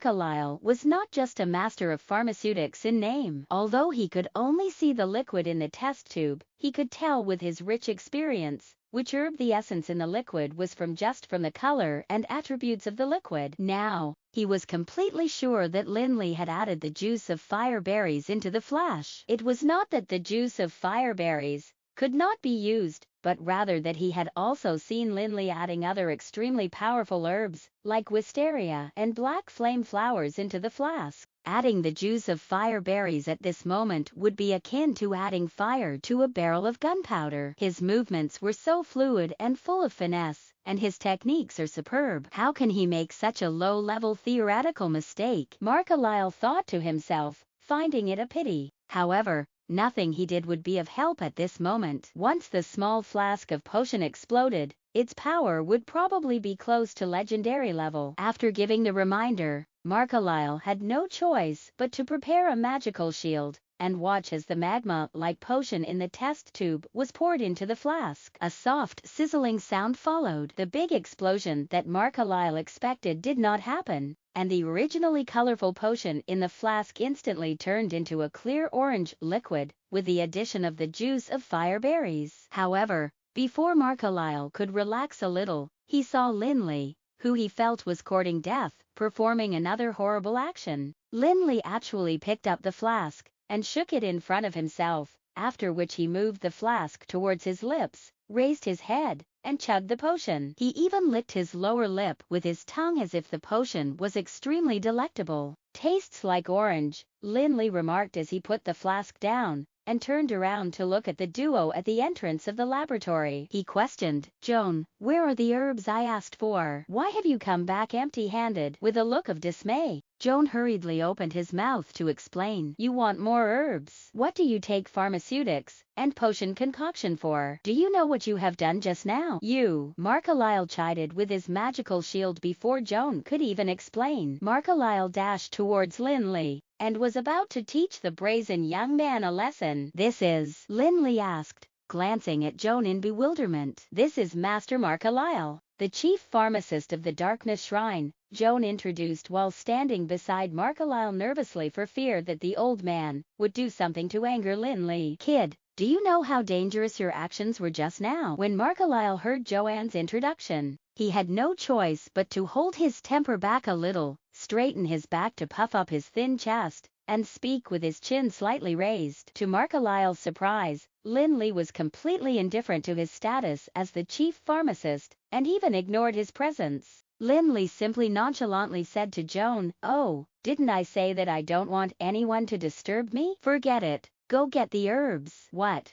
This young man is too arrogant. What does he mean he doesn't want anyone to disturb him? I'm the mighty chief pharmacist of the Darkness Shrine, and even Sendros is extremely polite to me. Yet, I've become an insignificant person here. Markalile thought to himself in exasperation. He initially wanted to support Lin Li and guide him along, but he couldn't help but lose his temper again. Who is your teacher? You're too rude. I'd love to find out who your teacher is. Markalile was just about to yell at Lin Li, but to his surprise, the latter turned around and returned to the deck, seemingly still wanting to conduct a pharmaceutical experiment. He chased after Lin Li, only to see the paper on the table next to him. He glanced at it casually, but as soon as he looked away, he suddenly seemed to have realized something as he immediately turned his head back and dashed towards the table. This is... Markalile looked at the paper, which was filled with various pharmaceutics formulas,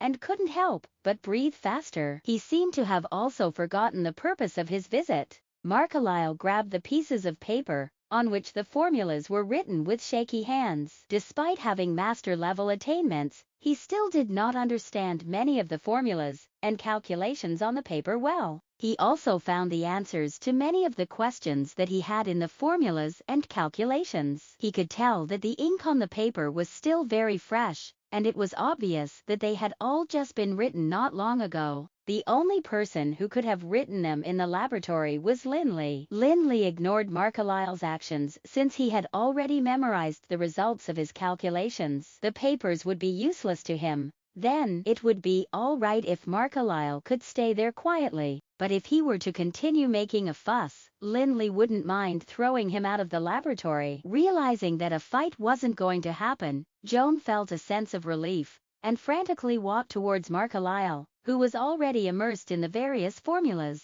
He then carefully pulled out the crumpled list of herbs from Markalile's hand and quickly fled the laboratory. Masterfully, Markalile muttered. After reading the formulas and calculations on the pieces of paper, Markalile already understood that the young pharmacist, Lin Li, had long surpassed him in terms of pharmaceutical attainments. At the thought of his behavior just now, he felt incredibly ashamed, and he wished that he could immediately cover his face and escape. However, he couldn't bear to leave the formulas and workings written on the pieces of paper. The calculations written on the pieces of paper were done by Lin Li for the sake of concocting the tribute of darkness, which was a potion that was of the peak guru level and required the best pharmaceutical preparation techniques. Yeah, Lin Li expressed assent, but did not turn around or pause in his actions. Masterfully, could you let me copy your notes? Markalile asked, appearing rather embarrassed. He had just been chiding Lin Li and saying that Lin Li had a death wish, yet he asked to copy Lin Li notes now. It was truly a slap in his own face. However, he knew very well that he ought to swallow his pride without hesitation at times. With those notes, he would definitely see a huge improvement in his level of pharmaceutics. What was pride compared to that? Take them away. Don't bother me, Lin Li said impatiently. To him,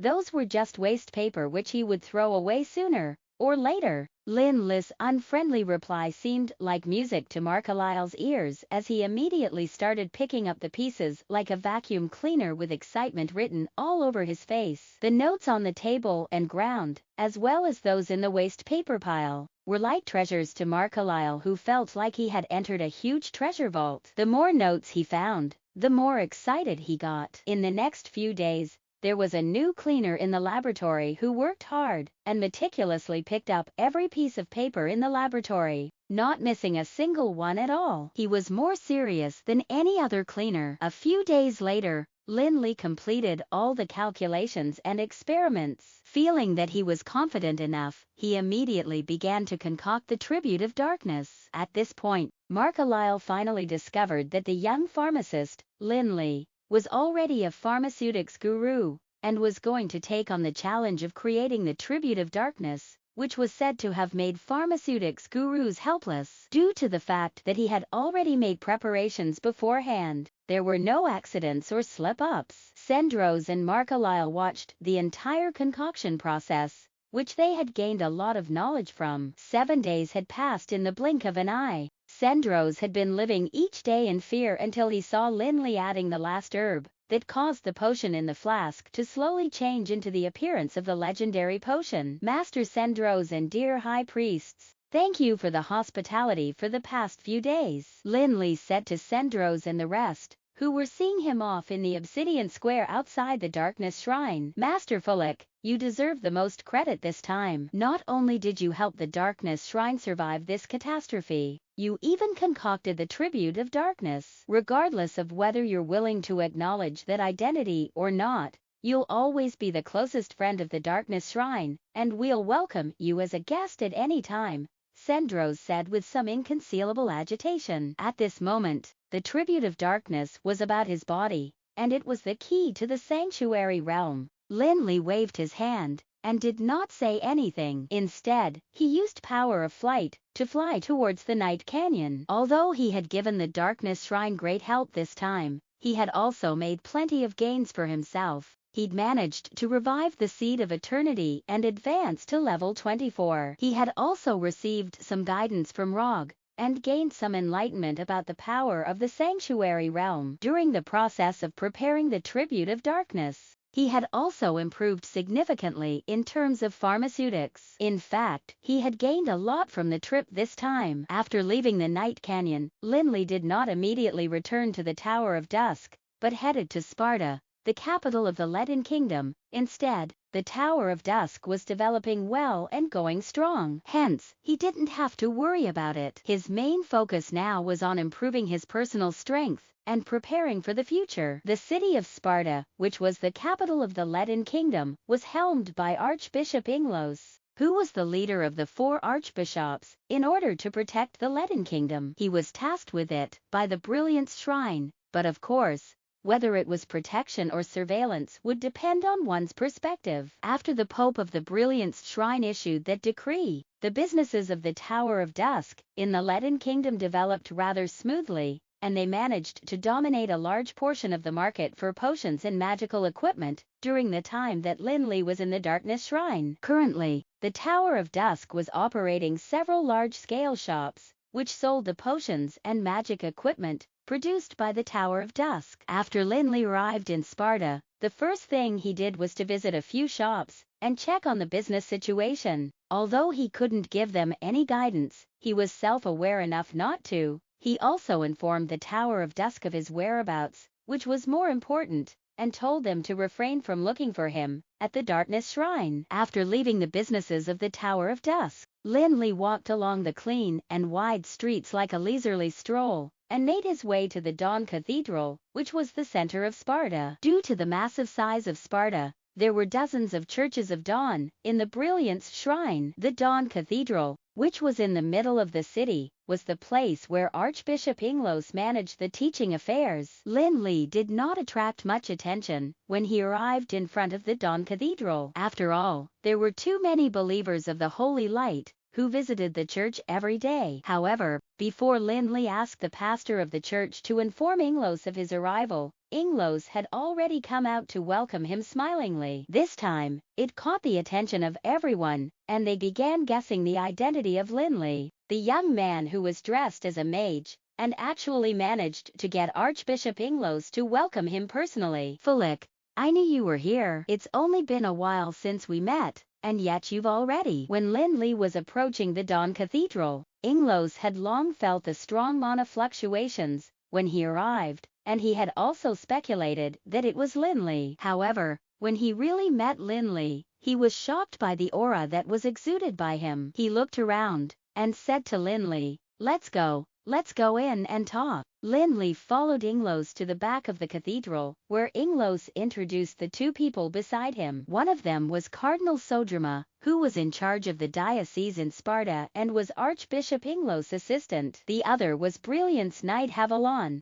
who was in charge of the armed forces of the Brilliance Shrine in the diocese of Sparta. Sodrama and Havalon both less than 40 years old, should be considered the promising role models for youths because they managed to rise to their current positions at such a young age. According to the rules of the Brilliance Shrine, those positions had to be taken up by those with legendary level abilities. The two of them were naturally no exception. Having legendary level abilities at this age was an incredible feat, and they must have grown up with the cloud of being geniuses. However, their young age was also the reason for their lack of knowledge about the poisoning of Pope Rosario, even though they were of high status in the Brilliance Shrine. Hence, they were extremely curious about the young mage Lin Li, whom the superiors of the Brilliance Shrine had constantly been talking about. Of course, they didn't doubt the authenticity of those compliments that Lin Li was showered with, as the superiors of the Brilliance Shrine wouldn't all be dense and foolish. They didn't feel indignant or unconvinced, either,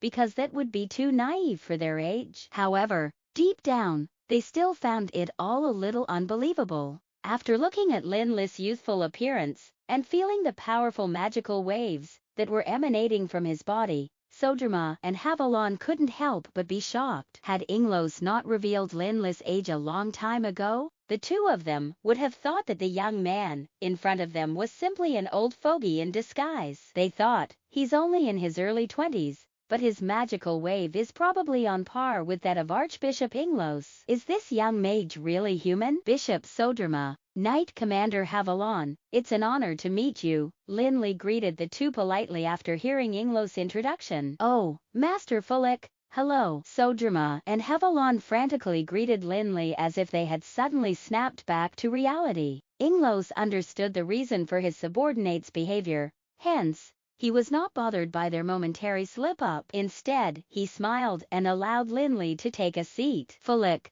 please have a seat. Don't mind them. Even I was also taken aback by your change when I saw you just now. I remember that, when you went to the Darkness Shrine, you should have reached level 23. I really wonder what you encountered in the Darkness Shrine to have achieved such a huge breakthrough in a short amount of time. I have Master Sendros to thank for this. His guidance and permission for me to read the Darkness Scriptures allowed me to advance greatly, said Lin Li. He wasn't too worried when he was talking about Sendros and the Darkness Shrine, because he knew that Inglos and Sendros had a strong friendship. I'm very clear of that girl's 1. Abilities, and I definitely don't doubt that his guidance could help you advance. However, I am afraid that you did not just advance in level. If I'm not wrong, you should have already seen that door, haven't you? Inglos asked with a look of anticipation, as he glanced at Lin Li, who was somewhat similar to Sendros back then. Upon hearing Inglos' question, Sodruma and Havalon immediately kept their eyes fixed on Lin Li. They knew what Inglos meant, and thus their hearts were ricocheting as they looked at Lin Li. The sanctuary powerhouses in Anral were mostly from the end of the Dark Age, and the things that they had experienced were like myths to most people. Although Lin Li's answer had nothing to do with the two of them, being able to witness the birth of a myth seemed to be an extremely glorious thing to them. Under the gaze of the three of them, Lin Li nodded and said, yes,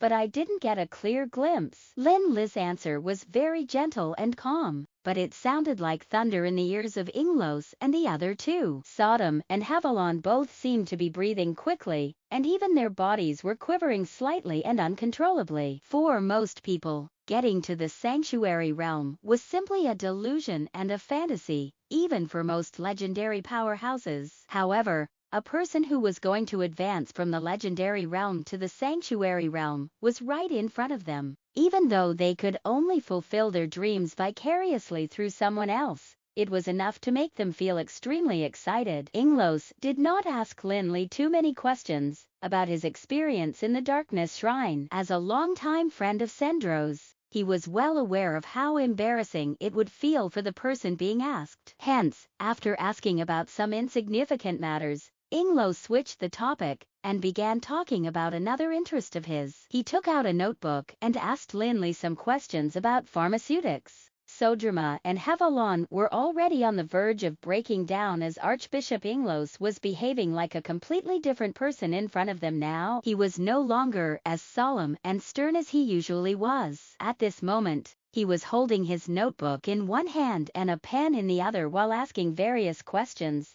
and taking notes quickly and attentively like a diligent and studious elementary student. Sodrama and Havalon did not understand pharmaceutics much, hence their lack of interest. Although they were surprised that Inglos was consulting Lin Li, it wasn't as shocking as the information about the sanctuary realm. The two of them sat still for a while, but couldn't help fidgeting later. They wondered how they would be dealt with since they had already seen Archbishop Inglos behaving in such a manner today. 1. This is strict just a diss at Sendros and his looks. As a result, the two simply smiled at Lin Li when he looked over, and made some hand gestures to hint that they would be leaving, after which they left the room quietly. Of course, Lin Li didn't just give Inglos some pointers about pharmaceutics. He had also taken the opportunity to ask Inglos about the Holy Light Theurgy. Although Lin Li had already seen the door to the sanctuary realm, he purely only understood and mastered the power of light. In terms of holy light magic, he might not be comparable to Archbishop Inglos, who had studied the power of light for a lifetime. Archbishop, there's a mage from the Tower of Dusk outside who would like to see his president for an urgent matter. A young pastor said respectfully to Inglos as he entered the room. Inglos and Lin Li conversed for the entire day, and they were both so excited that they talked about chatting for 3 days and 3 nights. However, they had to be interrupted by the mage from the Tower of Dusk before dinner time even arrived. Although Inglos was a little reluctant, he also heard that there was an emergency. He couldn't make Lin Li ignore the urgent matters that he had to attend to. Seeing that Lin Li had gotten up and was about to leave, Inglos frowned and seemed to have gotten an idea. Smiling, he proposed, "Falik, if you don't mind, why don't you let your subordinate come in and talk about it? I'd like to know who dared to ignore the decree issued by His Holiness Pope Rosario himself." In Inglos' opinion, the urgent matter that the mage from the Tower of Dusk was referring to should be related to the business of the Tower of Dusk in the Leaden Kingdom. Pope Rosario had already issued a special business rights decree for the Tower of Dusk, hence, anyone who dared to make things difficult for the Tower of Dusk in business would clearly be disrespecting the brilliant shrine. Lin Li could also tell what Inglos was thinking, hence, he nodded and returned to his seat. In fact, it wasn't surprising. Although Pope Rosario had issued a decree, others could still find their way around it and create trouble. Even on the territory of the Brilliant Shrine, it would still be impossible for the decree to be entirely implemented. Seeing that Lin Li had returned to his seat, Inglos waved at the young pastor and said, "Invite the mage from the Tower of Dusk in." "Yes, Archbishop," the young pastor quickly replied, secretly rejoicing and feeling thankful about the fact that he fortunately had not disrespected the mage from the Tower of Dusk. Although the doctrine of the Brilliant Shrine did not discriminate against beliefs, the profession of a mage was an atheistic one which despised the existence of gods. It was also called blasphemy. The more devout the believers of the Holy Light were, the more they despised the mages who were known as blasphemers. Hence, the believers of the Holy Light often treated mages with a hostile attitude, which they felt was right. This time, it was clearly different because the Archbishop told him to invite the mage in. The pastor dared not think much about it, but he knew that he would have definitely been in trouble if he had been disrespectful to the mage. After a while, the young pastor ushered the mage from the Tower of Dusk into the room. Lin Li was shocked to see who the mage was, because it wasn't the mage who was stationed in Sparta, but Alan, who should have stayed at the Tower of Dusk. Lin Li had initially found it rather strange, for he had already gone to take a look at the various stores in the Leaden Kingdom that belonged to the Tower of Dusk in the morning. Why couldn't the mage have told him about it in the morning? Why would something crop up within such a short period of time? Seeing that the person who came was Alan, Lin Li immediately understood that the problem cropped up in the Tower of Dusk and not in the Leaden Kingdom. "Alan, you've finally done it," said Lin Li. Although he knew that something had happened in the Tower of Dusk,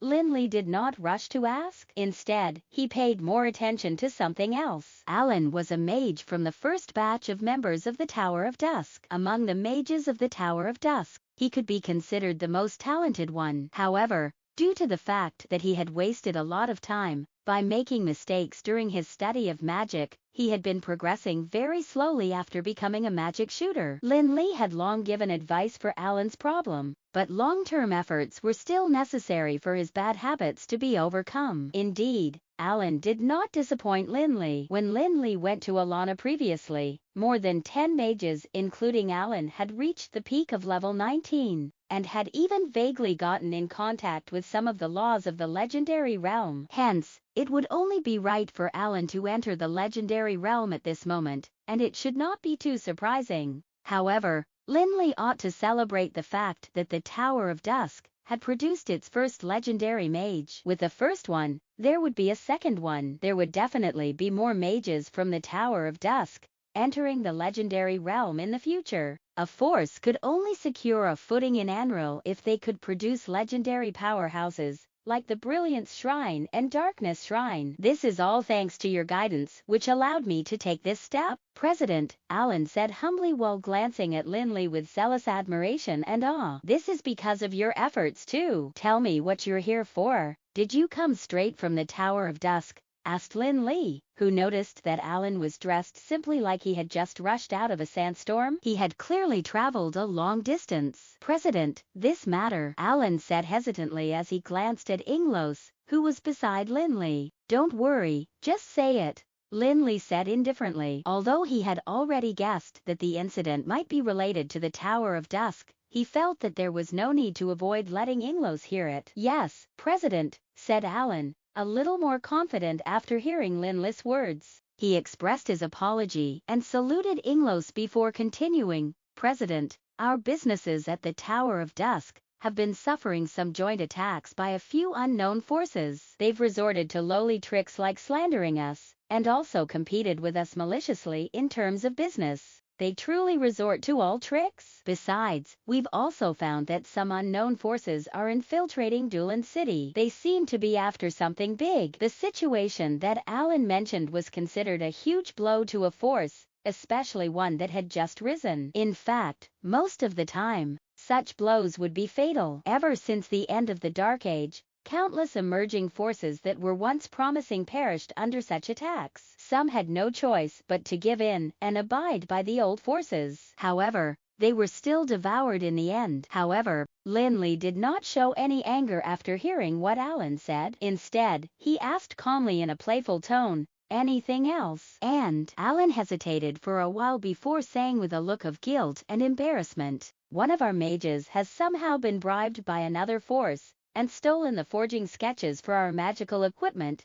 and some of the formulas for our potions. The commercial obstacles that Alan mentioned beforehand were due to external forces, but the fact that his subordinate had been bribed meant that there was definitely a problem with his internal management. Besides, it was considered their dirty linen, and yet he had to wash it in public, in front of the people from the Brilliance Shrine. That would be tantamount to embarrassing the president, and it was no wonder that Alan would have such a peculiar expression. I was just wondering, how could they have possibly missed this trick, said Lin Li, who remained calm, not surprised by what Alan said. In fact, from the establishment of the Tower of Dusk and the beginning of the development of the pharmaceutical and forging businesses, Lin Li had already expected that would happen. Loyalty only existed when the price offered for betrayal was too insignificant. Although that saying was not absolute, it was still applicable to most people. Since the establishment of the Tower of Dusk,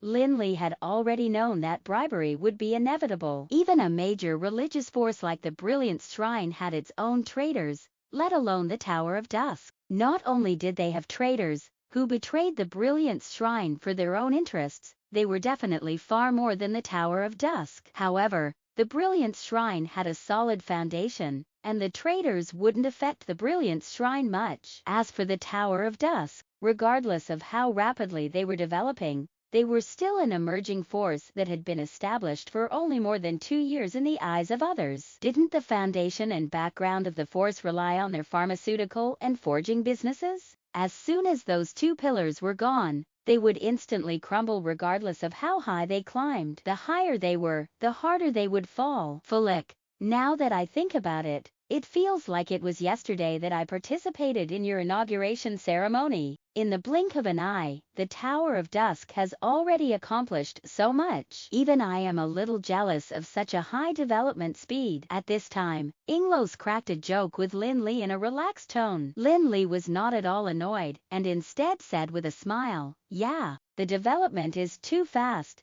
It is inevitable for others to think that we might have an unstable foundation. There will always be those who want to try and challenge us and see what we're made of." In fact, when it came to the foundation, the Tower of Dusk would indeed not be that strong if Lin Li did not have his undead servants, Connor's perfect body, and Angelano, who controlled an alchemy colossus. In the eyes of others, it was at best just a force that was led by a legendary level president. The rapid development of the Tower of Dusk had brought about massive wealth to them, but they did not have the ability to keep the money. Just like with a child carrying a bag of gold, everyone would definitely covet their wealth. If the owner of this massive amount of wealth was replaced by a force like the Brilliance Shrine, or the Darkness Shrine, or even the Supreme Council, who else would dare to covet it? Take the Brilliance Shrine as an example. Putting the Pope and the 4 archbishops aside, the cardinals alone were at least legendary powerhouses. There were also the Brilliance Knights, who were responsible for guarding, and were led by a sword sage. Actually, there were nearly 100 legendary powerhouses in the Brilliance Shrine. Such a force was not to be trifled with at all. As for the Tower of Dusk, there were barely any such powerhouses apart from the legendary level president and his legendary undead servants, at least in the eyes of others. Even if the other mages already reached the peak of level 19,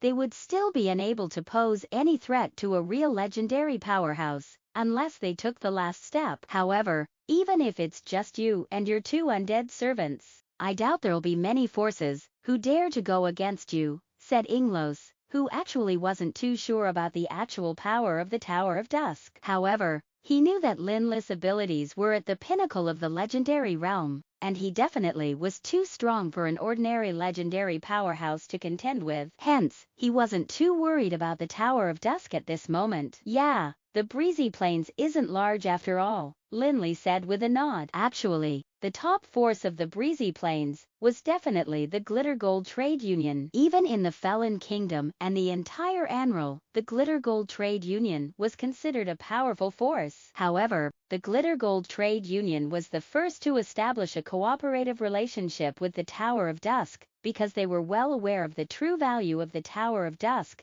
and also knew that their long-time cooperation had allowed them to continuously obtain considerable benefits. Hence, it definitely wasn't the Glitter Gold Trade Union. The Dark Blade used to be the top bandit force of the Breezy Plains, and if it were in the past, they would definitely be one of the culprits. Unfortunately, as the 3 legendary leaders were gone, the Dark Blade had become so weak that it could barely survive. Although the Tower of Dusk had not taken any action against the remaining members of the Dark Blade, the Malfa family definitely wouldn't allow the second Dark Blade to appear. As for the Malfa family, they might be the top family in the Breezy Plains, but they were no longer on the same level as the Tower of Dusk in terms of strength. Given Cheyenne's wits and shrewdness, he definitely wouldn't participate in such things. Moreover, the cooperation between the Malfa family and the Tower of Dusk would only bring him even more benefits. On the contrary, the Tower of Dusk becoming unstable would be the last thing that they wanted. Whenever the top forces of the Breezy Plains were concerned,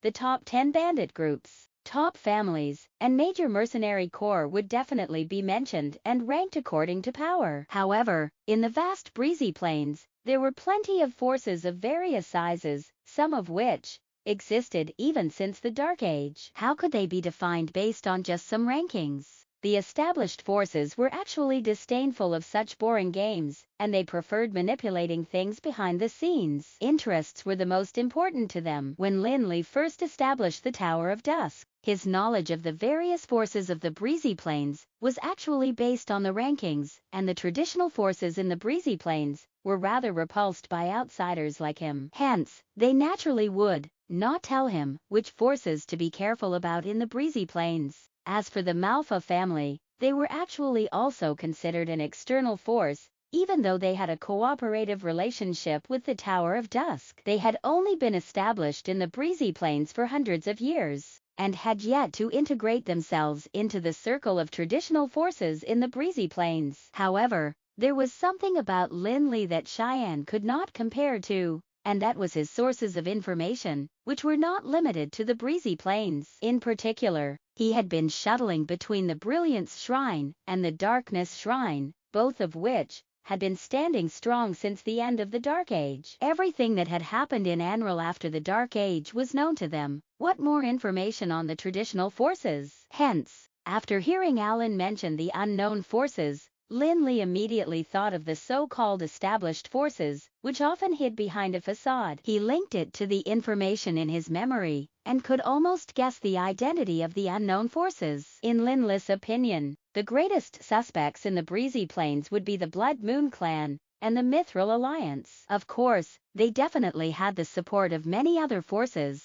It was said that the predecessor of the Blood Moon Clan was the Blood Moon Guards, helmed by a High Elven leader. Most of its members carried the blood of both humans and the High Elves. Of course, the hybridization did not mean that the High Elves had mated with humans. After all, mating was not the only method of hybridization in Anril. Besides, apart from the hybridization between High Elves and humans, there were also hybrids of humans and wyrms, or humans and abyssal demons. In short, the Blood Moon Guards were also labeled as the Hybrid Legion by the rebellion forces at the end of the Dark Age. During the war at the end of the Dark Age, the Blood Moon Guards and the High Elven Lord failed to stop the rebellion forces. As a result, the High Elven Lord was killed, while the remaining survivors of the Blood Moon Guards fled into the abyss. The rebellion forces only disbanded at the end of the Dark Age because of a conflict of interests, and the remaining members of the Blood Moon Guards quietly returned to Anril. They then became a powerful underground force, under the name Blood Moon Clan, in the breezy plains. The hybridized members of the Blood Moon Clan were no different from humans when they were not awakened, and no one noticed them for a long time. Their secret was only discovered when the Brilliance Shrine was purifying a heretic from the Blood Moon Clan. However, at that time, the power of the Brilliance Shrine was no longer effective in the breezy plains. Hence, they decided to leave something behind in the Felon Kingdom. Of course, not all members of the Blood Moon Clan were hybrids now, because they did not have the hybridization techniques that were used back then. Only the core members of the clan were hybridized humans, who were definitely terrifyingly powerful since they could live until now. Unlike the Blood Moon Clan, the Mithril Alliance was a force that was purely made up of humans and had a longer history than them. It had already existed in the breezy plains at the end of the Dark Age and was truly an established force. The original Mithril Alliance was composed of 13 families of the breezy plains, none of which the Malfa family could compare to. At the end of the Dark Age, they became the actual rulers of the breezy plains, and even the Felon Kingdom could not intervene or mess with them. However, during the battle with the Blood Moon Clan, 7 families of the Mithril Alliance were destroyed. One of the reasons was because the Blood Moon Clan was incredibly powerful, but another was that there was an internal war within the Mithril Alliance. After the demise of the 7 families, the remaining 6 families of the Mithril Alliance quickly reached a truce with the Blood Moon Clan to stop the war, and they split the huge wealth accumulated by the 7 fallen families amongst themselves. The Blood Moon Clan and the Mithril Alliance were hidden in the present-day breezy plains, and only very few people knew about the state of those two forces. In fact, most people had never even heard of their names. However, they had plenty of informants who lurked in every corner across the breezy plains. It was said that many factions in the breezy plains were actually controlled by those forces. As long as interests were concerned, they would definitely be present. Although the Tower of Dusk used to develop rapidly in the past as well, their pharmaceutical business, which was a mainstay industry, was still restricted by the market. Regardless of how he increased the supply and production volume of the potions, the market demand would not change much. Expensive potions were not a consumer good that everyone could afford, and potions were not meant to be good either. Most people would purchase potions and reserve them for emergencies. Hence, Regardless of the rapid development of the Tower of Dusk, they could only reach the level of the Dark Blade, at best due to the limitations. However, after establishing cooperation with the Brilliance Shrine and the Leaden Kingdom, which provided the supply of high-quality ore, the Tower of Dusk began to expand their forging business on a larger scale, and there was another surge in their development speed. With such a momentum, they would probably really threaten the status of the Blood Moon clan and the Mithril Alliance over time. Of course, more importantly, it was because of the massive wealth that the Tower of Dusk had accumulated. Even the Mithril Alliance and Blood Moon clan couldn't help but be jealous. Okay, got it. Go get some rest, and then return to the Tower of Dusk. Tell Gavin not to worry. Despite having guessed that the matter should have been caused by the Mithril Alliance and the Blood Moon clan, Lin Li did not show any worry or immediately decide to return to the Tower of Dusk. But President, Alan could not remain as calm as Lin Li, especially after hearing Lin Li's introduction of the Blood Moon clan and the Mithril Alliance. He felt even more worried after knowing that the Tower of Dusk was facing an unprecedented powerful enemy. This time, Lin Li waved his hand without further explanation and said, "I still have some things to handle. I'll return after I'm done. It shouldn't take much time. By the way, the deal with Prince Arthur should have been settled, right?" "Yes, Prince Arthur has already given those 2 magical crystals to us," said Alan, who couldn't understand why Lin Li was still concerned about the 2 legendary magical crystals at this juncture. However, he had no choice but to suppress his doubts and answer truthfully. "Okay, keep an eye on those 2 magical crystals. I'll need them," Lin Li instructed, and dismissed Alan to let him get some rest. He then continued to talk to Inglos about pharmaceutics as if the matter just now had nothing to do with him. On the following day, Alan left the Dawn Cathedral and returned to the Tower of Dusk, filled with worry and doubts. Lin Li, too, flew back to the holy city, Delano, after bidding goodbye to Inglos. Upon arriving on the holy mountain, Lin Li saw a few high-level members of the Brilliance Shrine, and they were once again shocked because of the increase in his strength. However, this time, Lin Li could only apologize to the ones who raised questions about pharmaceutics. Instead, he asked to see Pope Rosario. Thank you for watching Mystic Realms Recap. Please like, share and subscribe. Have a great day.